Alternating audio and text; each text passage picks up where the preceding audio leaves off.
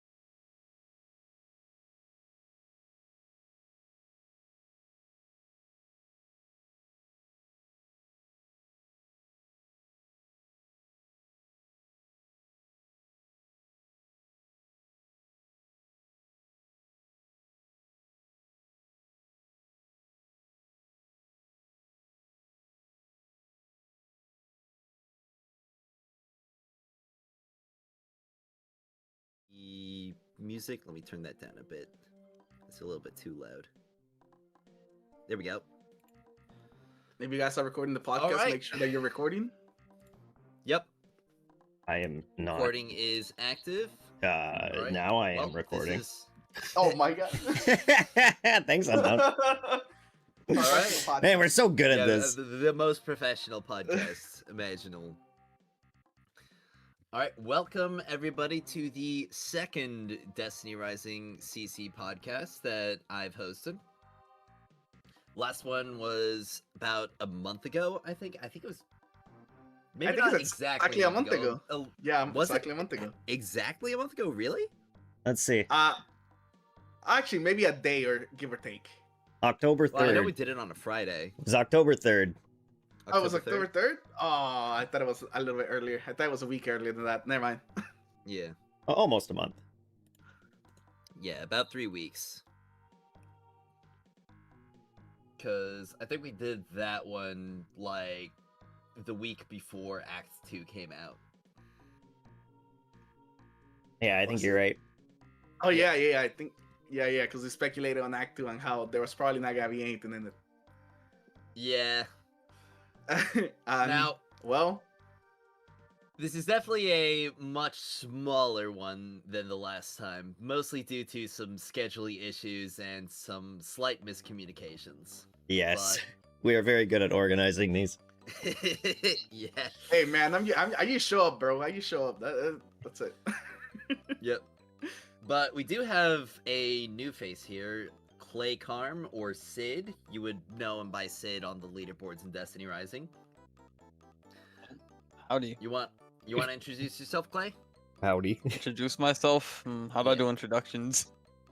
I mean, just give yourself a bit of an overview, like what you do in Destiny Rising, what kind of content you like to create, and your own personal perspectives on stuff. Honestly, I'd be making doodles in Microsoft Paint for my content. Yeah. Okay. Love it. That's the most enjoyable thing I do. And then in Destiny Rising, I log in, I do my daily bounties, and I run Expanse and Calamity Ops all day. Grind them Those leaderboards. are the two forms of content that I like. Yep. All right. I mean, that's pretty much one of the only things that inspires me to play Destiny Rising. Going through the Expanse and Calamity Ops. Well, and we also have JoeNova as well. You all should remember him from the last podcast, but you can give yourself a quick intro as well. All right. Yeah. For those of you who don't know me, I'm JoeNova. I make Destiny Rising content as well. And I just basically post any sort of news, any sort of cool stuff, any sort of fun stuff. I like talking about Destiny Rising, and I enjoy the game for all of its aspects. You know, shifting gates, expanse, the story. I'm loving the story and the lore, especially that new trailer that dropped for whatever it's going to be for. That's got me excited. Yeah. And I'll pass it off to Unknown, I guess. Oh, well, I'm Unknown, just like JoeNova. I make a lot of essentially news things as well as some guides. That's mainly the things I kind of focus on when it comes to Destiny Rising. Yeah, you've been And really popping off with the guide content. yeah, that's pretty much what I like to enjoy right now. And that's pretty much it. That's what I do right now lately. Yeah. So if you guys want to look for some guides for some news, check it out. I mean, I pretty much just talk about whatever interests me. Pretty much. That's about it for me. Old man yells at clouds. I'm not that old yet. Haven't reached Unk status. Even though The own status sneaks up on you. I'm legally an Unk though. Legally and Legally Yeah, enough. legally enough. my sister has a child, so legally an Unk. Well, I think with all the intros done, we can get to talking about some of our topics. Now, the first one that I had listed out was Destiny Rising events, money versus fun. I'm assuming this is leading into the Hellhest event. No, Well, that's definitely one of the great things about it, but it also has to do with the recent Festival of the Lost event. Well, I guess we haven't really gotten to the event proper, but Yeah. one of the main features of it was the fact that they're advertising this quote new bundle in the store with reused Destiny 2 sparrows. Bro, have you guys seen how much that bundle actually is? It is Oh, crazy. yeah. It's crazy. When I saw it, I thought it was like, oh, maybe it's like a $20 bundle or something. It's crazy expensive bundle. There's no way that it should be that expensive. I'm Especially not gonna for lie, I reused didn't look. I assets. just hit buy. Oh how much is no! this? I think it was like, wasn't it like 1,300 silver, something like that? No, well, yeah, it was with the coupon, yeah. Yeah, Yeah, because I had a coupon. It was like 1,300 silver or something, I believe. Yeah, I think it regularly is like 1,900, which whenever you convert it, ends up being like what? Because you could only buy certain amounts of silver, you have to essentially It's spend somewhere 50 like bucks. 35. Yeah, it's I like guess when you 35 look at it that bucks. way, like I had recently just bought the largest bundle, so I just have a bunch of silver that I've been using for black market stuff. So I was And like, that's oh, how fuck they it. get you. I was That's how they like- get you. That's what they I get was like, you. man, Mhm. I need to get that David has pumpkins emote. I'm not missing it. Should have just waited for it to be individually sold. I mean, I like the other stuff as well, so Okay. I'm repping it Oh, on all my Sparrow. characters. Also, I Sparrow race a lot, so that Sparrow will be handy. Okay. Yeah. But yeah, it's funny too because they had asked a bunch of people for like, what like emotes would you like to see in the game, and that was the one that I was like, you should add that in the game, and then they put it in the game for the Halloween event. I'm like, sweet, buying it. So, on that though, one of the things when they were also asking me about emotes is I mentioned the gritty. So you can blame me for that. I'm responsible. Love it. Yeah. That is probably, I mean, a little bit off topic, but that emote system that they're having right now is one of the, I've never seen that in any game ever Yeah, before. So to just see it randomly in a mobile No, I game is haven't like, seen it. what the fuck? Like, that's the kind of stuff that I just want to see them do. Just do some, like, crazy stuff. Like, I'm gonna be completely honest. This recent update, mixed with, like, the previous devlog, has given me a lot more hope for the title. But also, at the same time, I kind of feel like when it comes to the community sentiment, this is a little bit of a too little too late right now. I mean, And that I don't- a lot of people are, like, definitely wanting more. I don't know. Because, like, I feel like it depends on the bubble. I feel like I go Well, to yeah. certain parts of the internet and I Oh, see a I see. lot of people being like, I don't give a shit. I'm hopping on every day. I'm playing for a few hours. I'm having a fucking blast. I'm waiting for season 2 for some more story content. And then like I see the other side of the bubble where it's like, is doom and gloom. This game is fucking dead and no one wants to touch it. That's like another thing, and it probably ties into a bit better to a topic later, but there definitely does feel like there's like this little tiny bit in the center where it's people like me who's like enjoying the game enough, but also still very aware of all of the issues and how much is happening, and I'm sandwiched between people who are like, oh yeah, everything's completely fine and the game doesn't really need to have any big changes or whatsoever, and then there's, the game sucks, why are you still playing it? And Oh, bro. Yeah. The two main camps of every game. Welcome to the Destiny community. yeah. I don't know how long you've been here, but I've been here for quite a long time, and it's about the same. I haven't been a CC for a good bit. Oh, I just mean the I'm Destiny. still- I just mean the Destiny community in Yeah. general. Yeah. Yeah. I'm gonna be honest, I used to think Dado was overblowing things a bit, but now that Oh no. I've actually no. got a Oh, taste of it, it's no. like, oh no, it actually is just like that, huh? It's 100% like that, and it never stops. It just continues to get worse. There's a Yeah. reason why many YouTubers say, "Don't look at the comments. Just make your videos. Don't look at the comments." Don't look at the comments. It doesn't make sense at first, but then afterwards it makes sense. Yeah. But Well, I still look at the comments. I yeah. love all my comments. I would say yeah, you say that now until you have like 30,000 subscribers. Then things get a little bit different. The back on the topic though, that I think the biggest one for me was the Hellhest event. Yeah. That was Oh no. you release a new character. I expected the event to be like, oh, like play with the new character, like do some like Calamity Ops, do some Grandmaster while playing Hellhest, or like something like that, or like anything to actually deal with playing the character.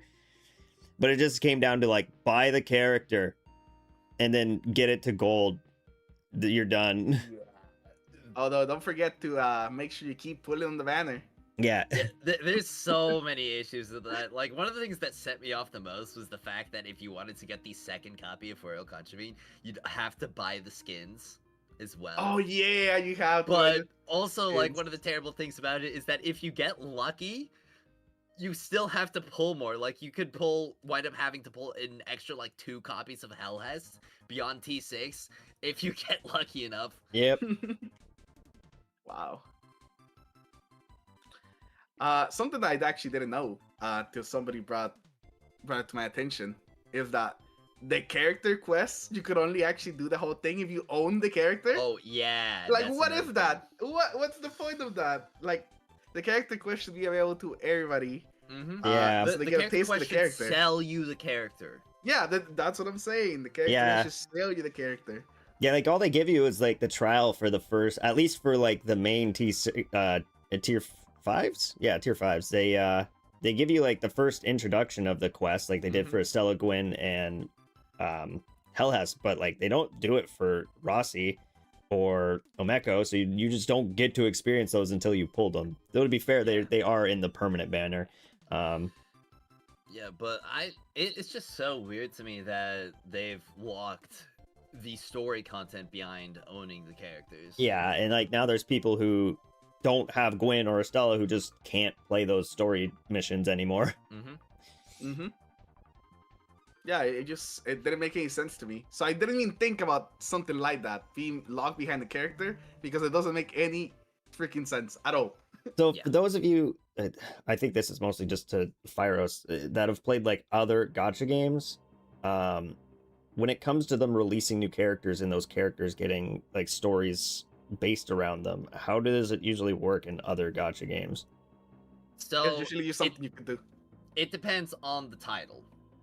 Now, there are, like, depending on the gacha, so for instance, like Uma Musume, and I'm pretty sure Arknights as well, you do have to own the character in order to do them, or in order to do their quests, and unlock the whole thing.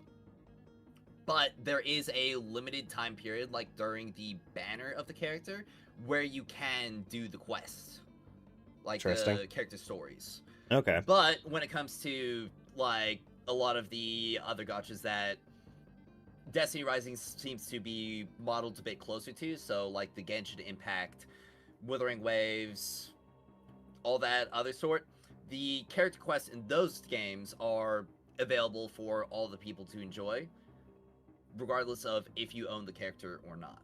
Okay. Yeah, I think they should be able to give those story missions to other to like everyone. It's just like they would have to change the system and how you unlock those story missions, because right now they make it so you have to get to what is it, Adept 1. Yeah, frankly, I feel like the mastery requirements for continuing with the story is just so yeah, it's kind of annoying. Unnecessary. And it makes me worried that if they release more story content, like let's say they expand on, you know, Gwyn's story down the road, like are they going to make it so you have to go even further past Adept 1 and get her like up to like Intermediate 2 or something? Like, oh no. Yeah, that's what I'm saying. Like, are they going to do that down the road, or like the whole mastery system to get story content? I'm just give me the story content. Just let me play it. Yeah, they should just scrap that whole thing. They should just Yeah, I honestly don't like it. You're just locking out the story content for no reason. It just makes it so I have to bring that character into Expanse for a day or two and grind out with that character to be able to play the story. Well, you actually can do a little trick. So if you let the chest stack up into the reward reclaim, and then swap to that character, and then claim them from the reward claim menu, Yeah. Pinnacle entry, you actually will get the proficiency on that unit. Yeah. And it's the same with Legendary Campaign. You can do it with borrowed characters. So like if you start the activity as Umeko and then borrow like a Ningfei, when the activity ends, you'll open the chest as Umeko and you would get your experience for Umeko. Yeah. Oh, that's cool. I actually didn't know that. Yeah. I find it easier just to hop into that Singularity Chaos and do my daily stuff on whatever character that I want to get. I have everything up to like, I have all the stories unlocked now, and that was basically how I did it. I just hopped into Singularity Chaos each day with a different character. Yeah, but the quest being locked behind owning the characters feels especially bad when we've had like that Season 1 or Act 2 release, and the only content that was released with those drops was the character quests. Yeah. And the new characters. Yeah, that feels extra bad for sure. So if it's just a situation where you're not really interested in the character's playstyle, then like you're just forced to pull the character anyway if you want to progress through their story. Yeah. I feel like I do feel like there is enough rewards throughout the season to at least eventually pull one copy. Like even as a free to play.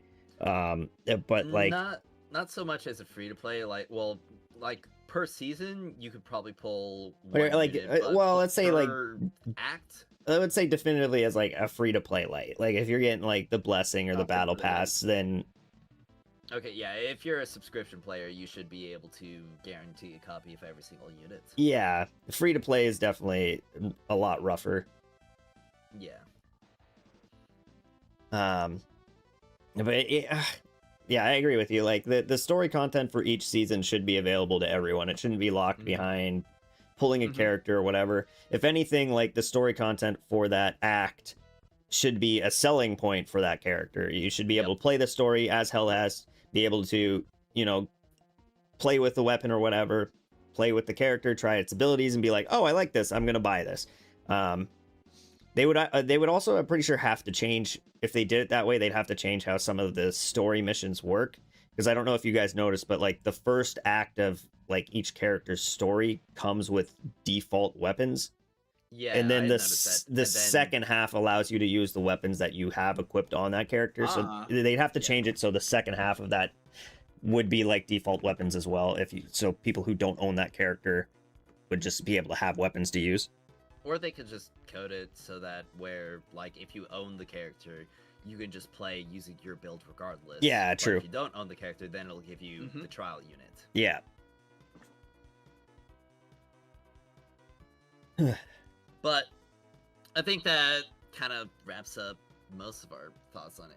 Now, I will say when it comes to the events more recently, I feel like they've been doing a much better job reward-wise. Yeah, like Morgan I sounds wouldn't good. really, yeah, I this time wouldn't really around. say it's gotten to the point where I'm like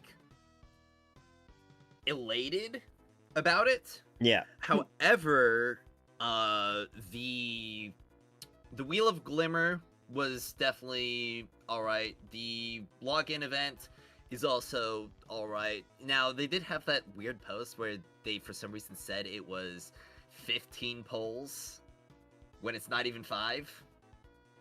Wait, for what? On their Twitter, they advertised that the login event would give you 15 draws, but Really? it gives you like 4.7 draws. Yeah, it's two of them are definitely not standard. 15. 15 would be nice. yeah. But Yeah. Maybe that was the original plan. Like, I don't know. Who knows?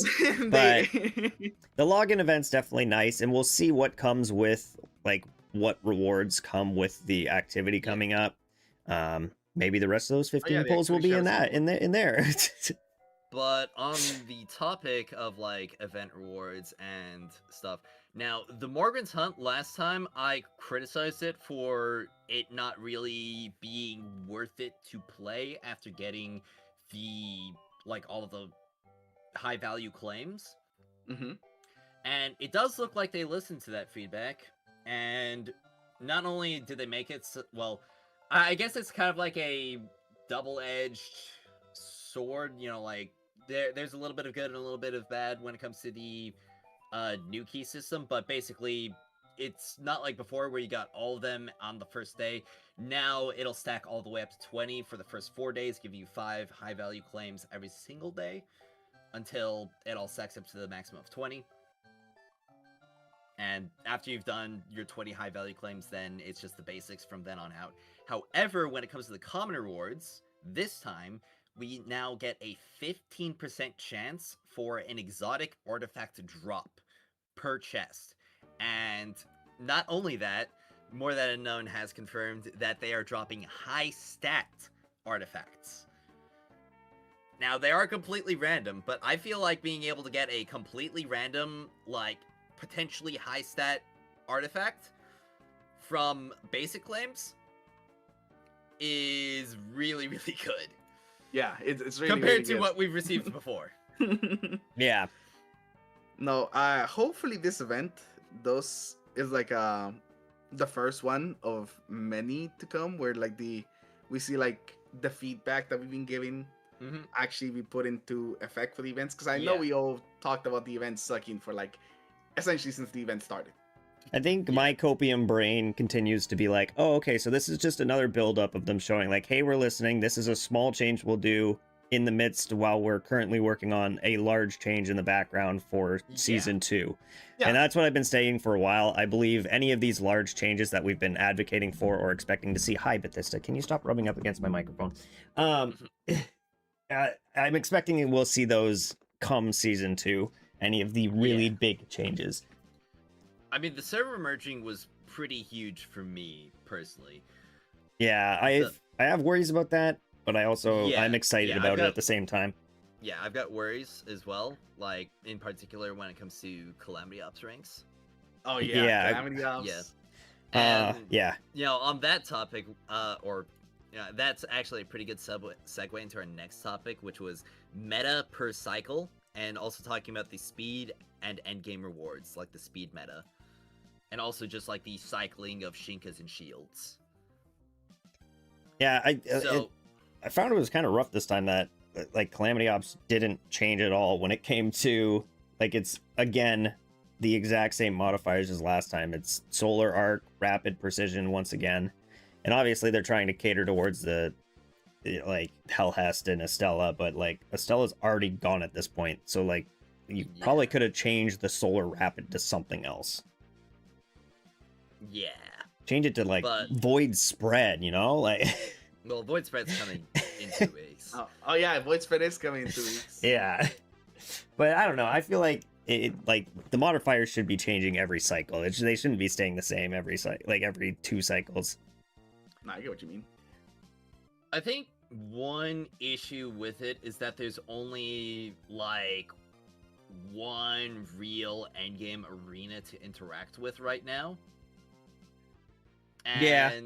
how it's kind of functioned in a lot of like other gachas that I played is that instead of you having like this one primary activity to clear, each one has like, well, it is like one primary activity, but like each stage of it essentially benefits a different style of play. So it's kind of like the Expanse, except for there's like 4 different things you gotta go through. So it's less of like master this one activity and grind it all the way to the end, and more of like figure out the right combination of like characters and strategy to clear this wide berth of stages. I feel like we may eventually see like a change up in endgame, especially once we start seeing more raid content in the game. I would have loved to see them keep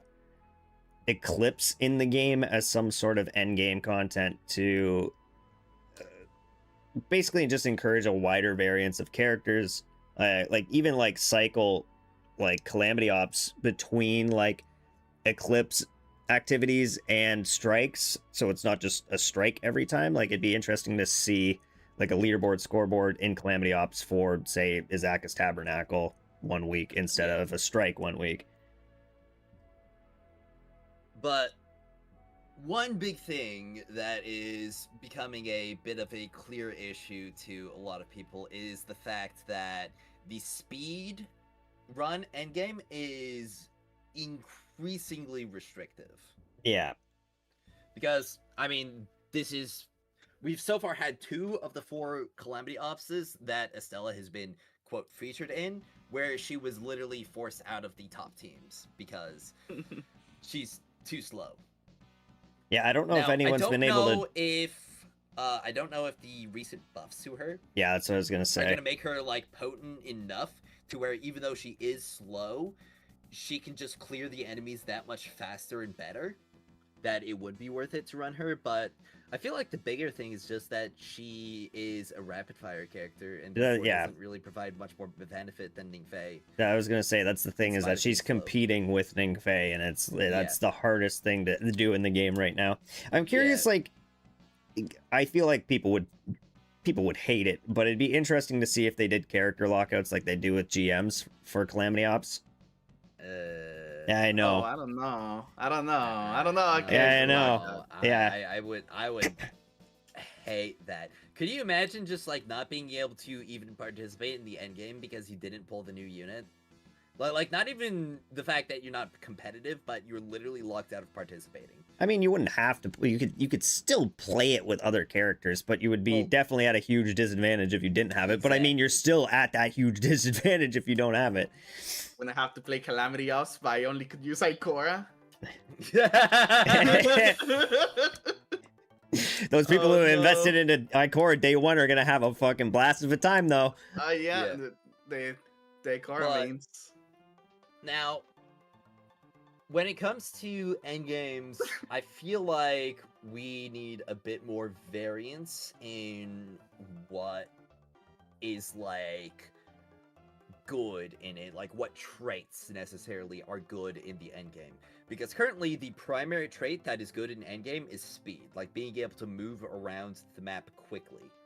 I think survivability is obviously survivability is obviously the next one. Now it would be fine if like speed was necessary in Calamity Ops, but not necessary in Expanse. But speed heavily benefits both modes. Yeah. That's the big issue that we don't have any alternative. Yeah. So I mean, that's one thing when it comes to a gacha game that I've been playing for a long time now and still thoroughly enjoying. Wuthering Waves. It started out with its only end game being the Tower of Adversity, which was essentially like this boss clearing multiple stages whole deal. But there were characters in Wuthering Waves that had AoE focus in their moveset. And obviously, like, you wouldn't want a character who is good at AoE to be able to deal the same amount of damage as a character who's only good at single target damage. Like, that just doesn't really make sense. It'd be like if your rocket launcher dealt as much damage per shot as, like, a linear fusion rifle. Yeah. Or dealt as much DPS as a linear fusion rifle. I think they, like, there's weird instances, because, like, there's almost, it's bad to say, but Ningfei is almost good at everything in the game. He has ad clearing, he has speed, he has damage. And, like, I feel like the only instance where you could say Ningfei can be outbeat by other characters is in small singular room activities, where somewhere where, like, Estella can shine with her summons, or, like, something that requires huge amounts of burst boss DPS, where, like, Hellas could shine. Well, the main thing with Ningfei is that he doesn't have endurance. Ningfei essentially needs to take breathers in between, like, encounters, and stuff like Calamity Ops and Expanse allows Ningfei those breathers, like when the boss goes into an immune phase and teleports, or when you clear the room and now you have to traverse to the next room, that he's building back up his stacks, he's resetting his cooldowns. Well, I mean, not anymore. Well, I know not, like, specifically in between the stages, but I mean, like, even in the Expanse, with, like, the abilities no longer regenerating in between stages, you still do have those, like, moments of downtime. Yeah. So, in order to, like, essentially give Ningfei struggle, we need endurance content. And that's why I was bringing up, like, the Wuthering Waves example, is that you had characters that were, like, strong in AoE, but not as strong against single targets, but the only endgame was single target damage. So, they made a second endgame, which was, like, entirely AoE focused. And there were some characters who are good at both, but a lot of the characters who were, like, top tier in that single target dropped down significantly in the AoE stuff. So that's what would happen if we got into a situation where we had some real endurance content in Destiny Rising. Yeah. Makes sense. You probably wouldn't want to take Ningfei into something like a D2 Grandmaster. No. Like, D2 Grandmaster? I don't know. Yeah. I mean, it depends. Are you asking me to complete it in a certain amount of time? Well, Yeah. No, I get what you're saying, though. yeah. So he needs, because he is a much more squishy character than some of the others that are options. I would feel like having an endgame that is kind of like Morgren's Hunt, where it's a score attack instead of a time attack. Morgren's is the one place where I haven't seen Ning, like, he doesn't dominate the top of the Morgren's Hunt at all. Yeah, it's Well, yeah, and that's because Morgren's Hunt is endurance content. Yeah, and that's why I was saying, like, we need small room activities with, like, that don't require you to do, like, insane traversal, where you can just kind of, buckle down in an area and start melting ads, I mean, just imagine a wave defense kind of like, endgame. Yeah, like a defense endgame, or even like a boss rush. Onslaught for Destiny Rising. Boss rush. Onslaught. Yeah. I'm surprised they actually didn't take Onslaught, huh? And put it into the game. I mean, it's probably, I wouldn't be surprised if it came eventually. Or something similar, at least. So, in that content, that's where other characters would have a significantly better time, especially when you have characters like Yolder, who would be able to essentially maintain full stacks of all of her stuff. Oh, yeah. If she's, like, constantly getting belted by enemies. Because one of the main things about Yolder that kind of hinders her is the fact that she resets in between engagements, essentially. Yeah. I think the one thing that hinders at times, too, is just the fact it's a mobile game, and it definitely has restrictions on the amount of ad density that is allowed in each encounter. Like, there's only so many ads that they can put in when it comes to a mobile game. So it's not like you're going to have Destiny 2 where you're having, like, 20, 30 ads in a room, and ad clearing is going to be, I'm not really sure that's the case. We have some like pretty good enemy density in Destiny Rising. I really don't think. I don't know. Maybe that's just me. I can't think of a single it really room that's had depends like on- more than maybe 12 enemies. Yeah, it really depends on where you look, but there definitely are like rooms and situations where they are like pushing up the ads. I don't know exactly if they're like teetering on that limit that they supposedly have, but I feel like there's definitely a bit more that they can do with I think it. well, I bring it up mostly just because I feel like that was my main issue with I mean, Trinity Ghoul when they dropped it. I couldn't find when I played it for like multiple days. I couldn't there's- find a single room where it actually felt worth it for ad clearing. I mean, there's literally the Menace Above.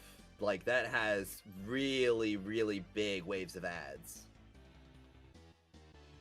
That's the thing that like when I'm thinking about it, like you probably have about 6 on one side of the room, 6 on the other side of the room, and then a Sheikah on each side. So you're probably pushing, probably like 15 ads, but they're split between both sides of the room. It's not like you have, 15, 20 ads coming at you individually. But it's probably Menace Above is probably there's one of the also- activities there's with the also inside, most. But yeah, and the thing is, like, you've also got the inside, and there's like both of those, and those rooms get like stuffed full of ads on the inside if you don't clear them out fast Yeah. enough. True. So they definitely can do it. Then they need to do And it. I definitely really feel like they need to increase the amount of enemies that we're No, seeing yo, in for general, sure. especially in like patrol areas, because it's like impossible for me to find any enemies in patrol sometimes. Yeah, I feel like it's really dependent on like public event activity and front lines. Like if front lines is running, like front lines is the only thing in the area that has enemies. All the other enemies Yeah. despawn. I would really like it if we got some kind of I don't know. I don't know if like endgame free roam is the best way to put it. But Like a like- harder version of like Patrol.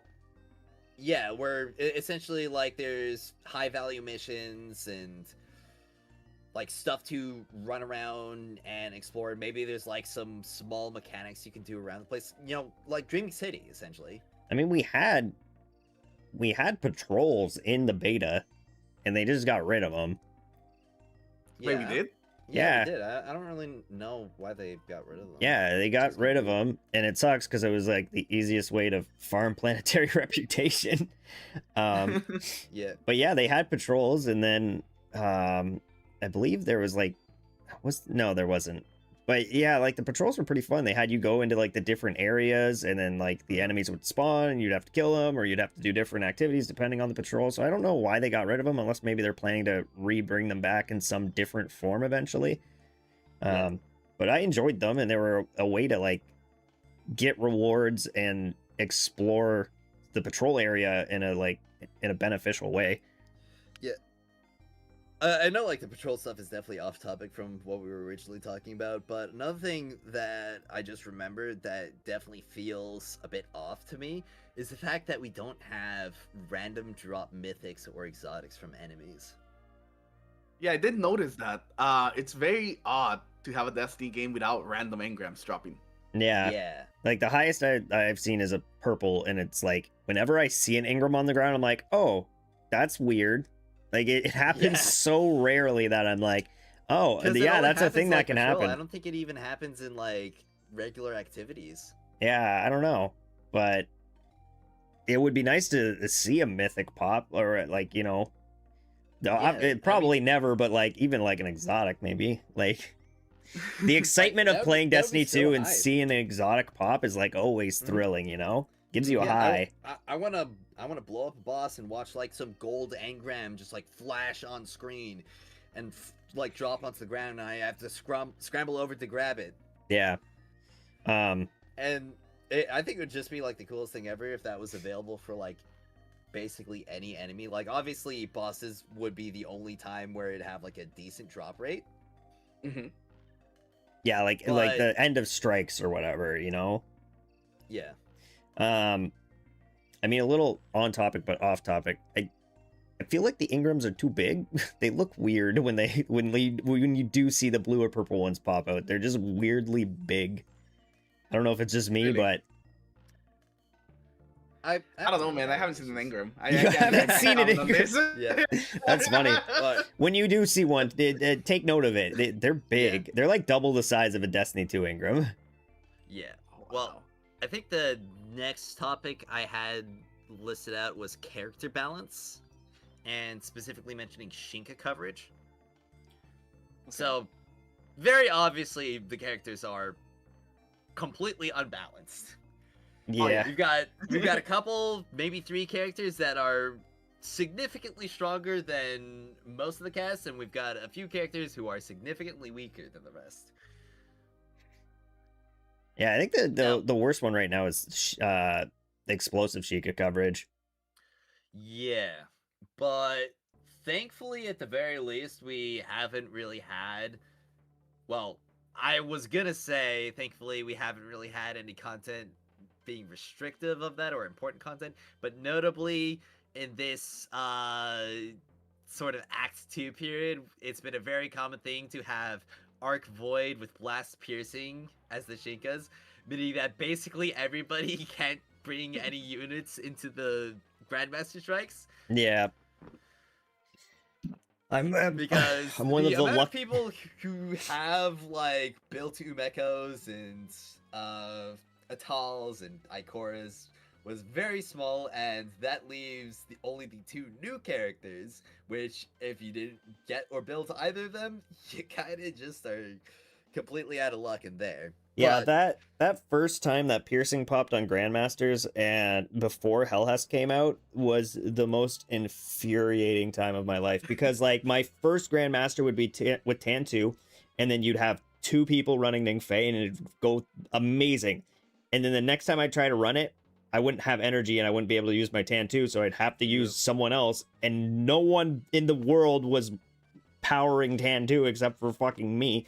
So you would never have a piercing dude, so you just go in with 3 Ning Feis and be like, great, time to die. yeah. So, obviously, the Shinka coverage is a primary way in which they are selling units. Oh yeah. And you can tell they're restricting tier 5 Sheikah coverage for power creep in the future, because right now every single one but Yolder has double Sheikah coverage, and eventually down the line they're going to be like, oh, here's the first tier 5 that does spread and piercing. Yep. Yeah, like, you know it's coming. Yep. So like they're obviously doing it on purpose, and I get it. It's a gacha game. You gotta gacha get your money. Now, something that is a bit nice, and that also kind of like factors into the whole we haven't really had issues with Blast yet, is the fact that there are a good amount of exotics in this game that are essentially able to stun 2 Shinkas. Yeah. Whether Gallows it's on Sniper Love. purpose or not. Yeah. But like Gallows and Octant both being able to stun Blast Shinkas. Mahamiri being Everything. Yeah, but I honestly I feel like Mahamiri isn't really like that bad personally. I don't know. Mostly I feel because- like in the recent, I'd have to. Clay could probably. The big issue with it is the fact that Ning Fei almost never has an ammo issue. Like, Yeah. all the rooms that you have to go through, you never really run into a scenario in which you run short on ammo, especially with the addition of Hellhest. Yeah, I feel like Hmm? Clay could maybe attest to this, maybe not, but it feels like in this recent update they made it harder for Maha to deal with spread Shikas. I feel like before this update, I was able to just blind fire and immediately melt a spread Shika. So that was a bug initially. So initially, the weapon mastery was spreading the damage to all the drones. Okay. but that was a bug because Weapon Mastery isn't supposed to be able to do that, because even though it is a weapon damage multiplier, it is still technically ability damage. Okay, yeah, they didn't mention anything in the patch notes, but I just noticed this week that like I went to use Ningfei in a spread activity, and it took much longer to deal with the spread. Yeah, Chicas. that was a bug that got fixed a while ago. Well, that's good, because I'm more than happy with... I've stated this before, and I feel like a character should not be able to deal with its Shikas that it is not powered to as proficiency as the Shikas that it is, that like they're supposed to be able to deal with. I don't really agree with that. Like if you have a rapid fire character, I don't think that rapid fire character should be able to melt a piercing character as fast as a rapid fire character. I shouldn't be able to take Ningfei in and just melt an impact shield as fast as I can melt a rapid fire shield. That's like that. At least that's what I'm trying to get across here. I feel like if you want to deal with impact Sheikah, you should be in. There should be a benefit to running an impact character. Well, I mean, there is, because like you don't. I mean, if there wasn't, then people would have been running triple Ningfei in the previous Calamity Opses, but there is still room for that impact unit in there. Yeah. Because it is still more proficient, and there is also the other elemental coverage, because elemental coverage does matter a decent bit, at least when it doesn't eat into your speed in the run.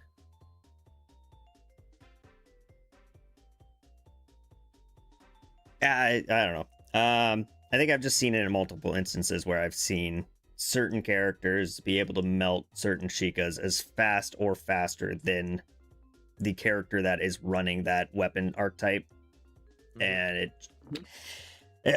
obviously it's not as prominent in higher power activities, but in the lower power activities, when it comes to leaderboard runs, like you can see in Tabernacle, like Gwyn just doesn't exist in Tabernacle. There's no impact characters in the Tabernacle leaderboard anymore, like because you just don't care about the impact. Like everything just melts that impact shield. Obviously that's a lower power activity, like you're overpowering it at that point, but I've seen it even in a higher power activities where like there was, I forget what it was, there was a week where there was impact shield, and it just, instead of running, I think it was the week where it was impact and rapid fire, and instead of Gwyn, they just ended up running Ningfei's and Estella, because the Ningfei's could just deal with the impact Shikas faster than Gwyn was, and they were faster than Gwyn was, so it just didn't matter. No one ran Gwyn that week. It was the top of leaderboard was just Ningfei and Estella, even though it was an impact week. You're talking about on the Expanse? No, that was a Calamity Ops. The Calamity Ops? Calamity Ops Sure, did that. I'm pretty sure Gwyn was always used in the top Calamity Ops runs. Because during the Fulminator impact was Estella, Gwyn, Ningfei. Yeah, and the next one was double Ning Gwyn. Was it, Clay? I thought the top of that Fulminator was a double Ningfei Estella run. I could be wrong. It might have been for a day, but I'm pretty sure the top runs all used Gwyn, just because being able to get that void damage for the shields, as well as the fact that she actually was pretty good at dealing with the impact shields, notably. All right. I mean, I could be wrong. I could have swore I saw, when I looked at the leaderboards, I saw double Ningfei Estella at the top of the leaderboard for that week. But, I mean, I could be wrong. Yeah. Well,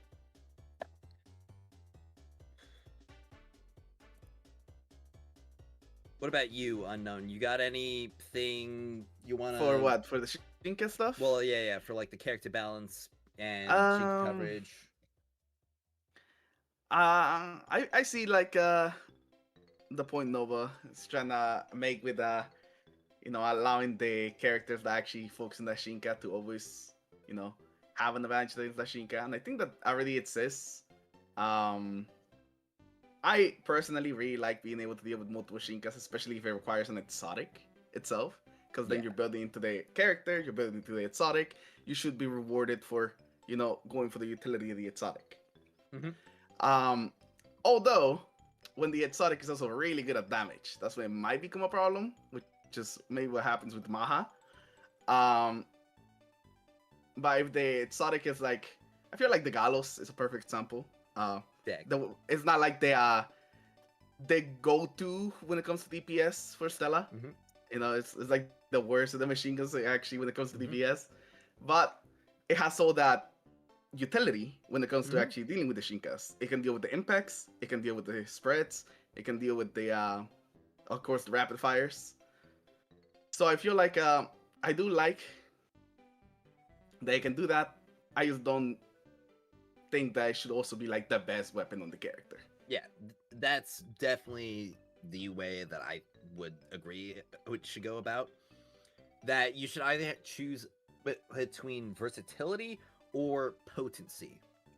Mm-hmm.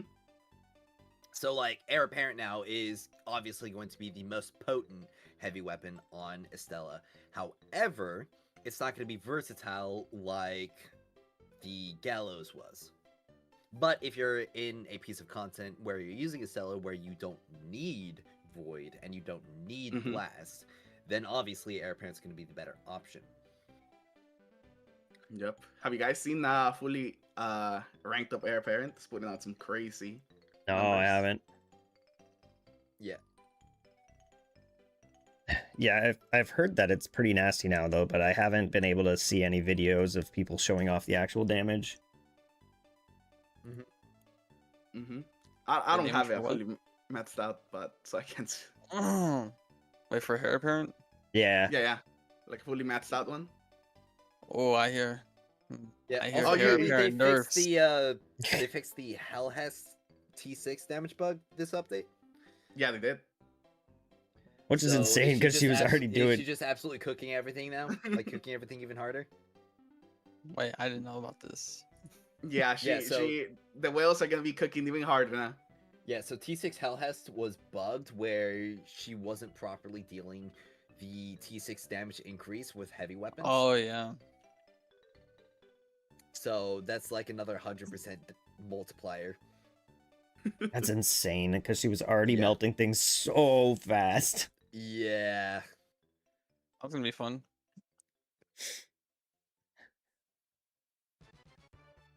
How does one invest into a gun for it to be useless a month or so, or after a month or so?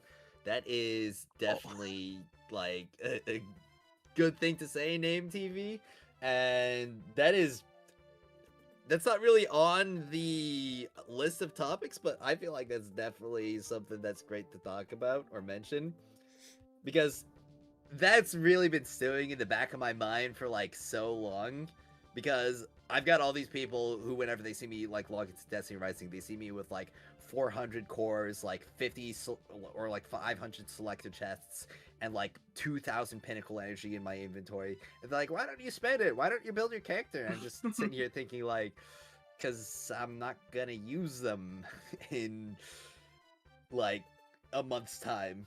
Yeah, I feel like it And would if be. I'm already good with my units right now, I literally have zero reason to invest any more resources in them when those resources are going to be better spent when the units that I currently have are not able to clear the endgame, and the new units, which we've already seen with Hellhest, have the potential to be just that much better. Yeah, I feel like it would be different if it wasn't such a grind to invest. Like if you were able to level up, say, like max out multiple exotics in a month, then it would feel Yeah. different. But right now it takes so fucking long just to max out one exotic. It's like, Yeah. well, like why am I going to spend so much time investing all my time into this one exotic when a month from I could just save up for a month from now when fucking some other crazy gun comes out and just put all the resources I've stockpiled into that. Yeah, which is one reason why I'm like kind of iffy about the Estella buffs, because it feels really, really bait right now. Because it's like really exciting, like, oh, Estella just got buffed, she's gonna be like so much better. And like also there's this Morgan's Hunt where Estella's gonna be really, really good. Let's invest in our Estella, when she's gonna be completely out of the end game. Yeah, and that's the thing, you in know, 2 like weeks. in a little bit when season 2 drops, like we're gonna start getting probably void like spread activities, Mhm. and we're gonna get a void spread character, and everyone's gonna want Void Spread because no one's gonna want to run Ikora, so it's like you better start saving up to invest in that character. Yeah.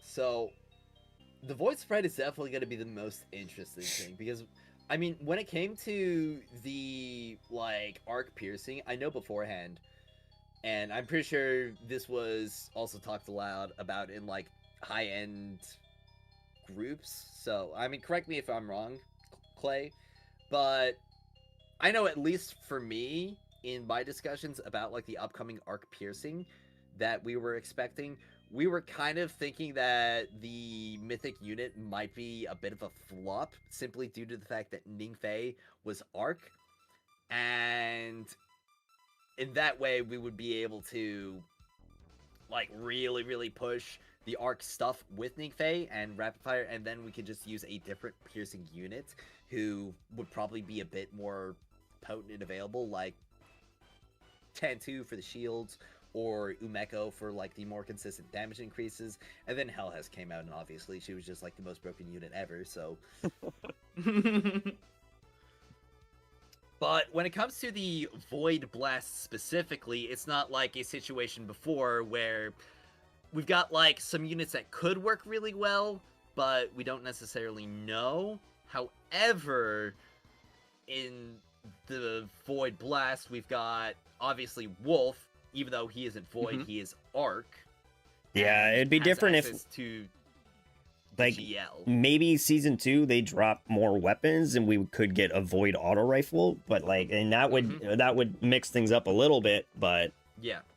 But more importantly, we've got Gwyn and we've got Yolder, both of which have access to really good exotic weapons that are good at dealing with blast Shinkas. And obviously, like, the main thing about those is that they'd be power ammo hungry.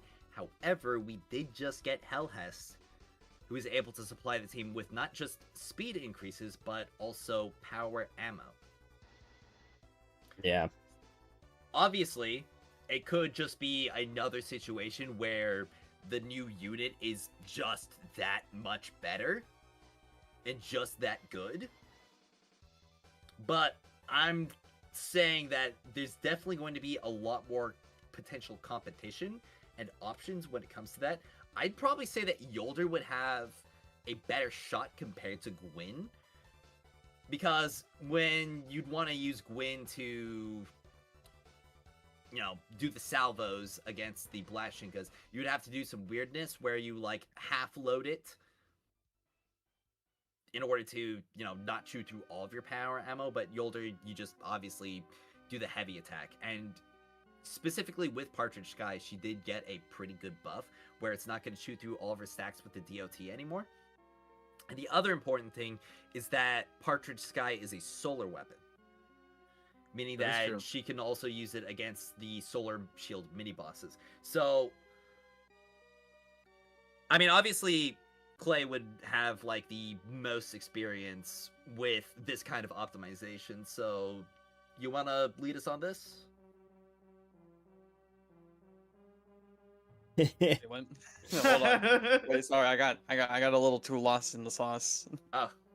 Talking about like what are you expecting like character wise from the next cycle of Calamity Ops when we're looking at like Void Spread? Like do you think any of the characters we have right now are even going to be somewhat redeemable in that activity? Like, well, the thing I was talking about was like, could any of the characters right now like necessarily replace one of the mainstay units that we've had, such as Ningfei, or could be better at it potentially than the upcoming unit? Any character we have now. Yeah.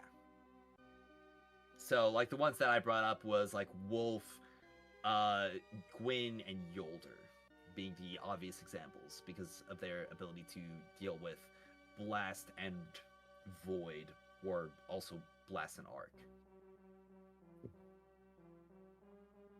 I would say probably Yolder Gwyn.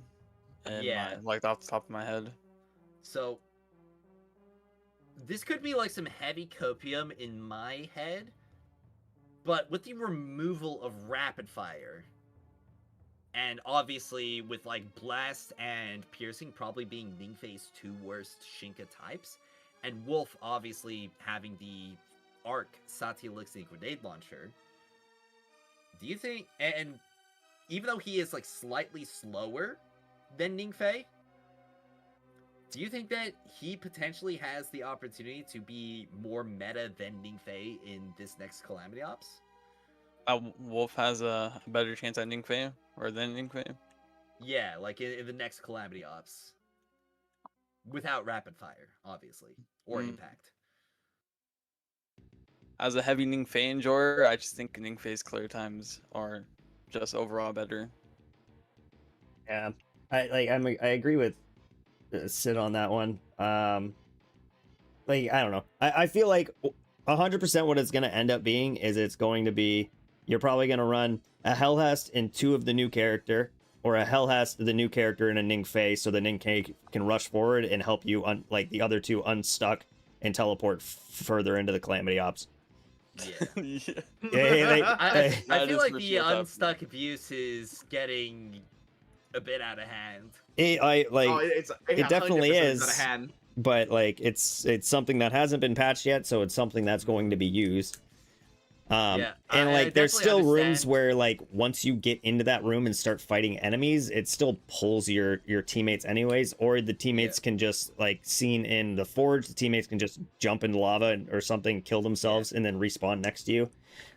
There's plenty of ways for like a fast character to move forward while other teammates are clearing stuff in the room, just to make the activity go faster. So I feel like we're either going to see Hellhast and the new spread character twice in the leaderboards, or we're going to see Hellhast and like one of the spread characters and one Ningfei. Like that's what I see happening. I don't see Wolf. Like, I know you're as much of a Wolf supporter as I am a Tan 2 supporter. I just don't see Wolf ever being top of the leaderboard, like ever. Okay. Well,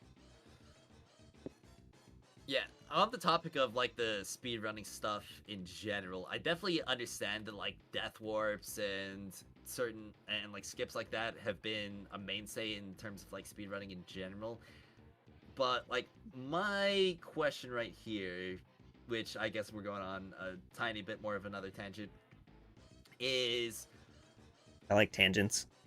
Well, yeah, like obviously all that stuff is like really awesome for like speedrunning in general, but due to the competitive and especially the competing for in-game resources, I feel like that those speedrunning like mainstays are causing a lot of strain compared to like the top players and the rest of the community, because I'm not saying I can definitely see it. Like, I have literally seen so many people just like kind of crashing out whenever they see a top clearing run in Calamity Ops, and they're just like seeing all this stuff, and it really feels like that they are abusing the game system significantly to a point where a lot of the average people just simply do not have any chance whatsoever of even like imagining themselves in a master rank lobby. Yeah, I mean, I see it a lot in the Reddit, in the Discord, that people are stating that like as soon as like one of these guys like Clay or Zombie or whoever like post a video of like, hey, these are our fastest times, like we're number 1 on the leaderboard, like check out our run, it immediately gets berated with like, oh, you guys glitched through a barrier, oh, you guys are doing unstucks, you guys are glitching, you're breaking the game, you should all be banned, like you go F yourself. Like there's just huge berating against it, and it's like I understand, because like there are rewards based off of your tier, but I still like to firmly stand behind that, like when it comes to being the top best of the best, and this isn't just in this community, this isn't just the speedrunning community in general, you will take advantage of any single aspect or mechanic in the game available to you to reach the top of that leaderboard. And I don't see a problem with that. If they want to eventually patch it down the road and it no longer becomes a mechanic in the game, then sure, I'm completely fine with that. But as long as those mechanics are in the game, players should be able to take advantage of those to better increase their times. Yeah, I agree. And if you're not, if you have some moral dilemma against using those, then I'm sorry, but you're just handicapping yourself, and you'll have to live with being an expert or master.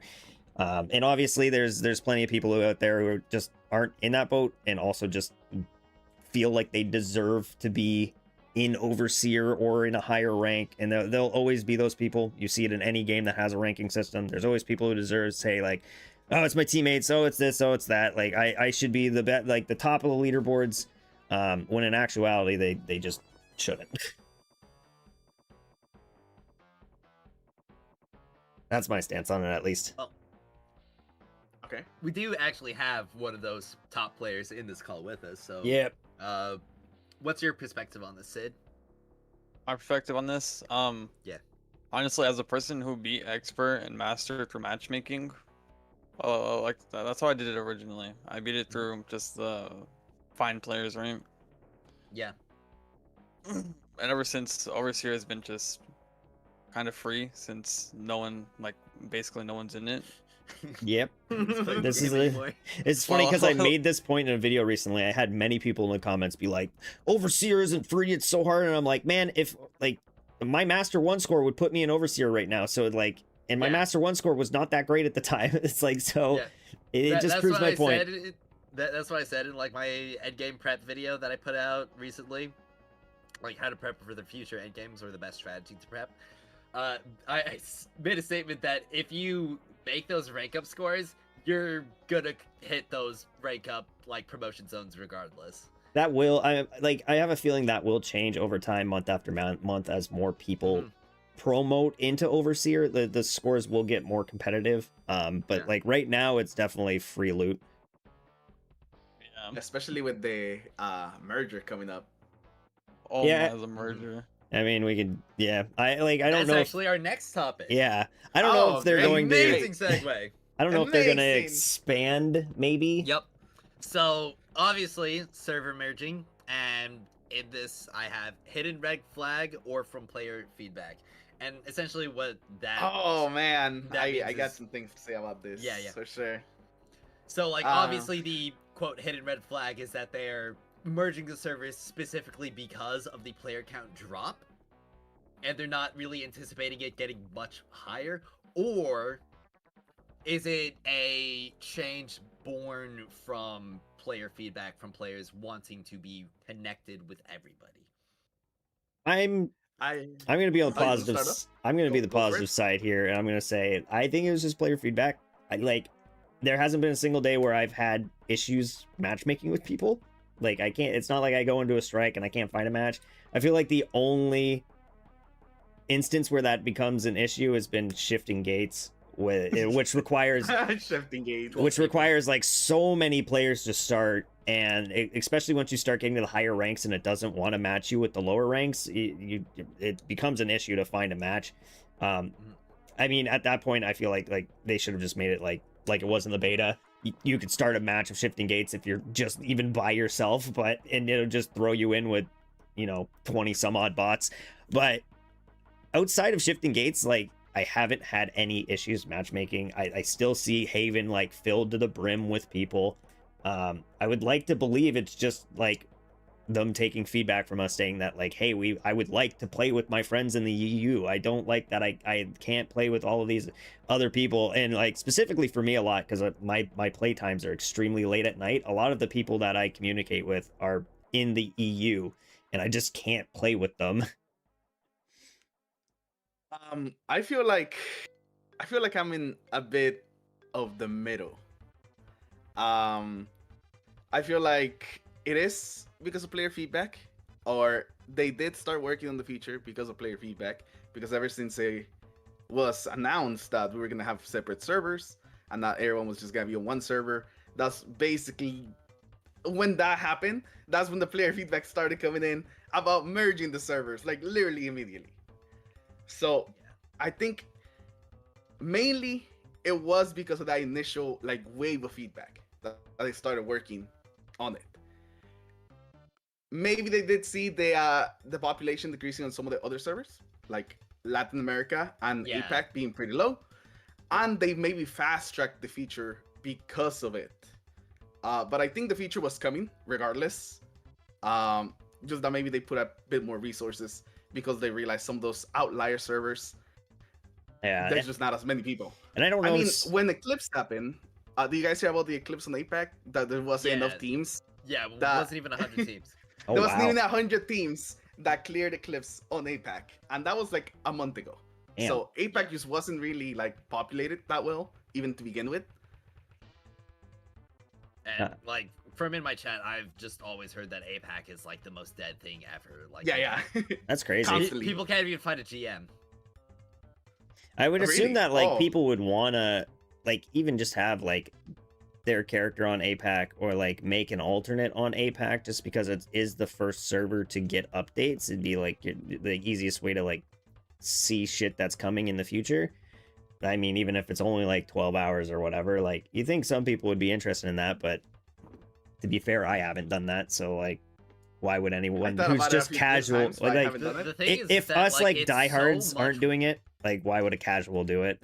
The thing is, it's so much work to maintain Yeah. Uh-huh. an account in this game. Yeah, it does make me curious though, because I know some people who have mentioned in my chat, in my comments and whatnot, that like they're worried because they have characters like on a EU server and on an NA server, and they're like, okay, so when this server merger happens, like what is happening to my characters? Like, am I just losing one of them, and are they gonna merge? Like, they haven't really given information on if you have a character in South America and in North America, what's happening to one of those characters? Like, are you losing everything that you spent money on in that character? Like, how is it going to work?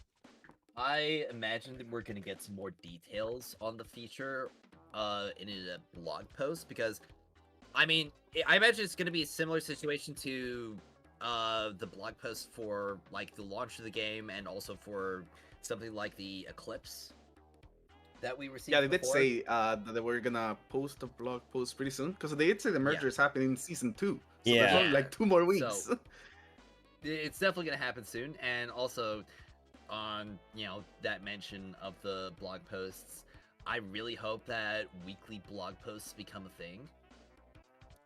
It would be so Like nice. an actual like this week in Destiny Rising, Uh-huh. Yeah, just not like an update, rather like than just not like, patch the notes. notes. Yeah, Yeah, I always do enjoy the This Week in Destiny, even if I don't check them out every week. It is nice to have that communication between the developers and the community.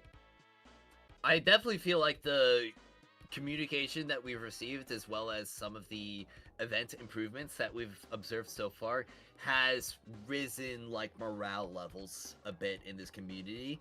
But it's also kind of weird because like I know me and a lot of like my sort of like circle went through our like deep pit of despair a couple Crashing weeks out. before this point. And a lot of that came, and like we were having some strain with a lot of the other community members because, we're kind of like ahead of where they are. So like we went through that and then got to the other side of that, and we're seeing some light at the end of the tunnel with like these blog posts. But because we're ahead of that point from a lot of the general community, now a lot of the general community has hit their point of like, oh my gosh, doom and gloom, it's all over. Destiny Yeah. Rising is dying. I don't, And I'm just kind of sitting here looking at a lot of them be like, oh, now you get it. Okay. yeah. It's funny because like some of you guys have like taken a completely different perspective than I have. Like when it comes to the content, I didn't expect shit all from Act 1 and Act 2, and that's basically what I got. I got what I expected. I didn't expect any new activities, no major updates, no nothing until Season 2. Like I didn't expect new activities within a month of the game's coming out. I didn't expect like a new big story drop or new destination within a month of the game coming out. I was like, if we're getting anything that's coming in Season 2, I didn't expect anything more than a battle pass for Act 1 and Act 2. And to see 3 characters drop and story quests for those characters, I was more than happy to receive that. Obviously, other people who've been more into the gacha space than I have are expecting more, but I don't know. I was happy with what I got, and I'm expecting season 2 to be a banger, and I'm happy with where the game is, I've been happy where the game has been. Obviously, does need to be some changes, but I'm happy with things. So it's like I'm kind of on the opposite spectrum of like, at least some of you. I mean, a part of my expectations came from the fact that I was a beta tester. And I was expecting there to be a bit more content at the launch compared to what it was like in the beta. That's fair. Especially because we got a significant amount more content going from alpha to the beta. Like the whole Red Sea Rift area, that whole campaign, 2 other strikes. The time frame from alpha to beta was much larger than beta to launch, though, wasn't it? Yes. I think alpha to beta was like 9 months, and then beta to launch was like 2 months. Yeah, it was like 3 months, but like one of the things about it that I was mentioning was that the beta build was probably ready a lot, like significantly prior to when it actually came out, because it did come out at like kind of like a weird time. Yeah. But and one of the reasons why I think that was the case was because they were probably running into some issues with Apple, because they couldn't launch the beta on iOS devices because Yeah, I it was remember that. monetized. So I think they were like running into some issues with that, and that delayed the launch of the beta initially. Yeah. I would say over like the 2 month span of Act 1 and Act 2, like I don't know, I've personally been happy. We got the first raid race event, we got the Eclipse event, we got Morgan's Prey, we have a Halloween event coming up. Like I feel like they've given us a lot to like keep us at least somewhat busy. The main issue is that it was all front loaded. Okay, we got everything in the first 3 weeks, and then nothing for like the next what is it, 5. Yeah, there were a couple of weeks where like there was essentially nothing happening. I mean, like especially with the Sparrow racing event, like just the bad events in general, like really didn't help. I don't know. Maybe it's just because like the Morgan's Hunt was exciting to initially like see, but when we kind of realized, oh, basic rewards are kind of useless for this. Yeah, I mean, I've just enjoyed like the new it. activities themselves, even outside of like the rewards. I've just enjoyed playing them, and I don't know. Maybe it's just because I've been through the Destiny drought of like Taken King, The Rise of Iron, and other things that I'm just used to longer periods of times of no content than like 3 weeks. Like I can go play another game, and like I can wait for season 2 to come out. Like I'm not gonna die over 2 weeks of no content. Like I don't need a new activity every other week to survive. The main thing comparing that to the Destiny content droughts, though, is the fact that in Destiny you could get to a point where you feel like you can like be done. In Destiny Rising, because of how restrictive the like resource gain and the character building is, you can't really get to a point where you feel like you're done. Like you can check out for a bit and then come back when there's more to do. And the other part of that is that there's a more consistent gameplay loop in Destiny historically compared to what we have in Destiny Rising right now, because right now in Destiny Rising you essentially have either grinding for artifact rolls or waiting for pinnacle energy to recharge. Yeah, and I mean, I have seen plenty of people in the community basically state that like they're more than like they're happy just hopping on for an hour every day to like do their dailies, spend their pinnacle coins, and then just hop off and go do something like there's plenty of people who do enjoy that. That enjoy that they don't feel like they have to play the game for 8 hours to like keep up or whatever. So I definitely feel like there's a mix, right? Yeah, I definitely feel like that should still be facilitated, like the weekend warriors, because like we do need casual players just as much as we need like free-to-play players and just population in general. But the main thing, or one of the main problems is because grind beyond that initial state, like that initial spending your energy feels unrewarding, unfulfilling. The playlists are not populated. Yeah. So even if you have a bunch of people who may still log on to spend their energy, you're running into a lot of issues like with the shifting gates, or like with even something like a Grandmaster Strike playlist, where there are people who are logging on to try and spend their energy, but they can't participate in the activities, or their ability to participate in the activities is worsened or diminished due to the fact that the playlists aren't populated, because there isn't much reason to interact with it beyond that. Like Having had a full like Gauntlet Blitz game in like a month where there's 6 people.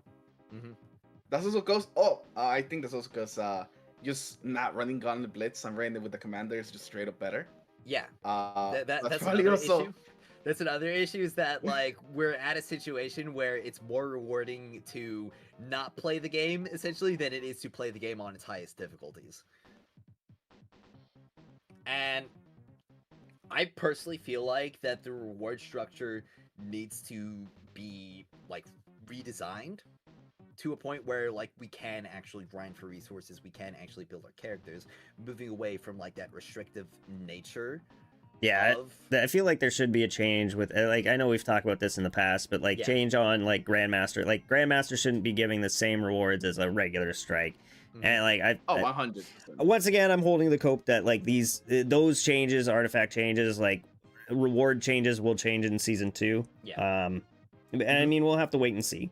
Because the thing is, we have enough RNG in this game already to actually facilitate that grind. And if we get like just a little bit of a weapon roll overhaul, like adding more perks to the weapon pools, we could just straight up get to that point where we do have that like really, really good gameplay loop of like grinding for god rolls, of grinding for upgrade materials, of building every single character in the game, if they're willing to push for that.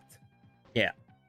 And like beyond the feedback that we've obviously still given them, there is this upcoming game, Duet Night Abyss, that I feel like could really change the entire like free-to-play scene forever if it succeeds.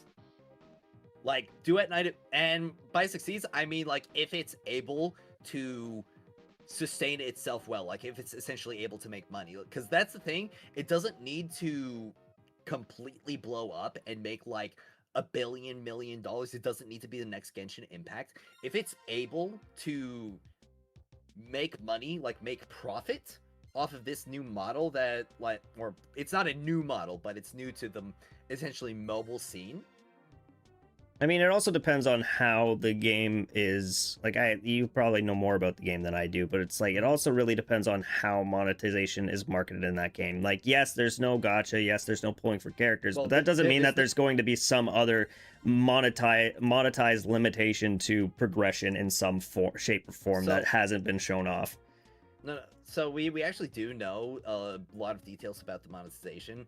So from some ads, we do know that there's going to be a cosmetic gacha. So there's going to be a gacha for skins and like accessories and the sort. Kind of like how we have halfway in Destiny Rising already. Beyond that, there's also just going to be like direct purchase cosmetics as well.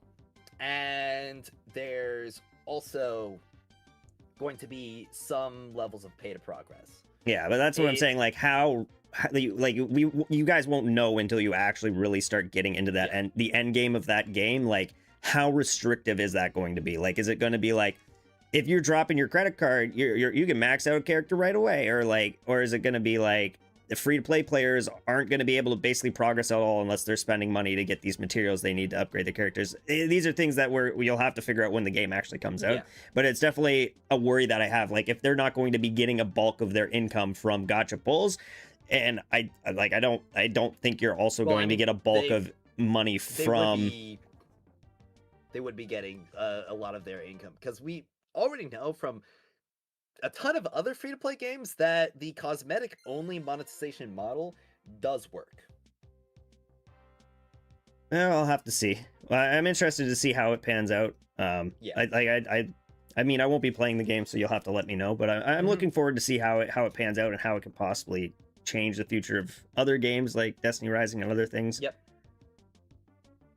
Because obviously, like, the reason why I bring that up is because our own player feedback could obviously be a factor, but when it comes to business decisions, which changing the energy system and the monetization model of Destiny Rising, that's a business decision.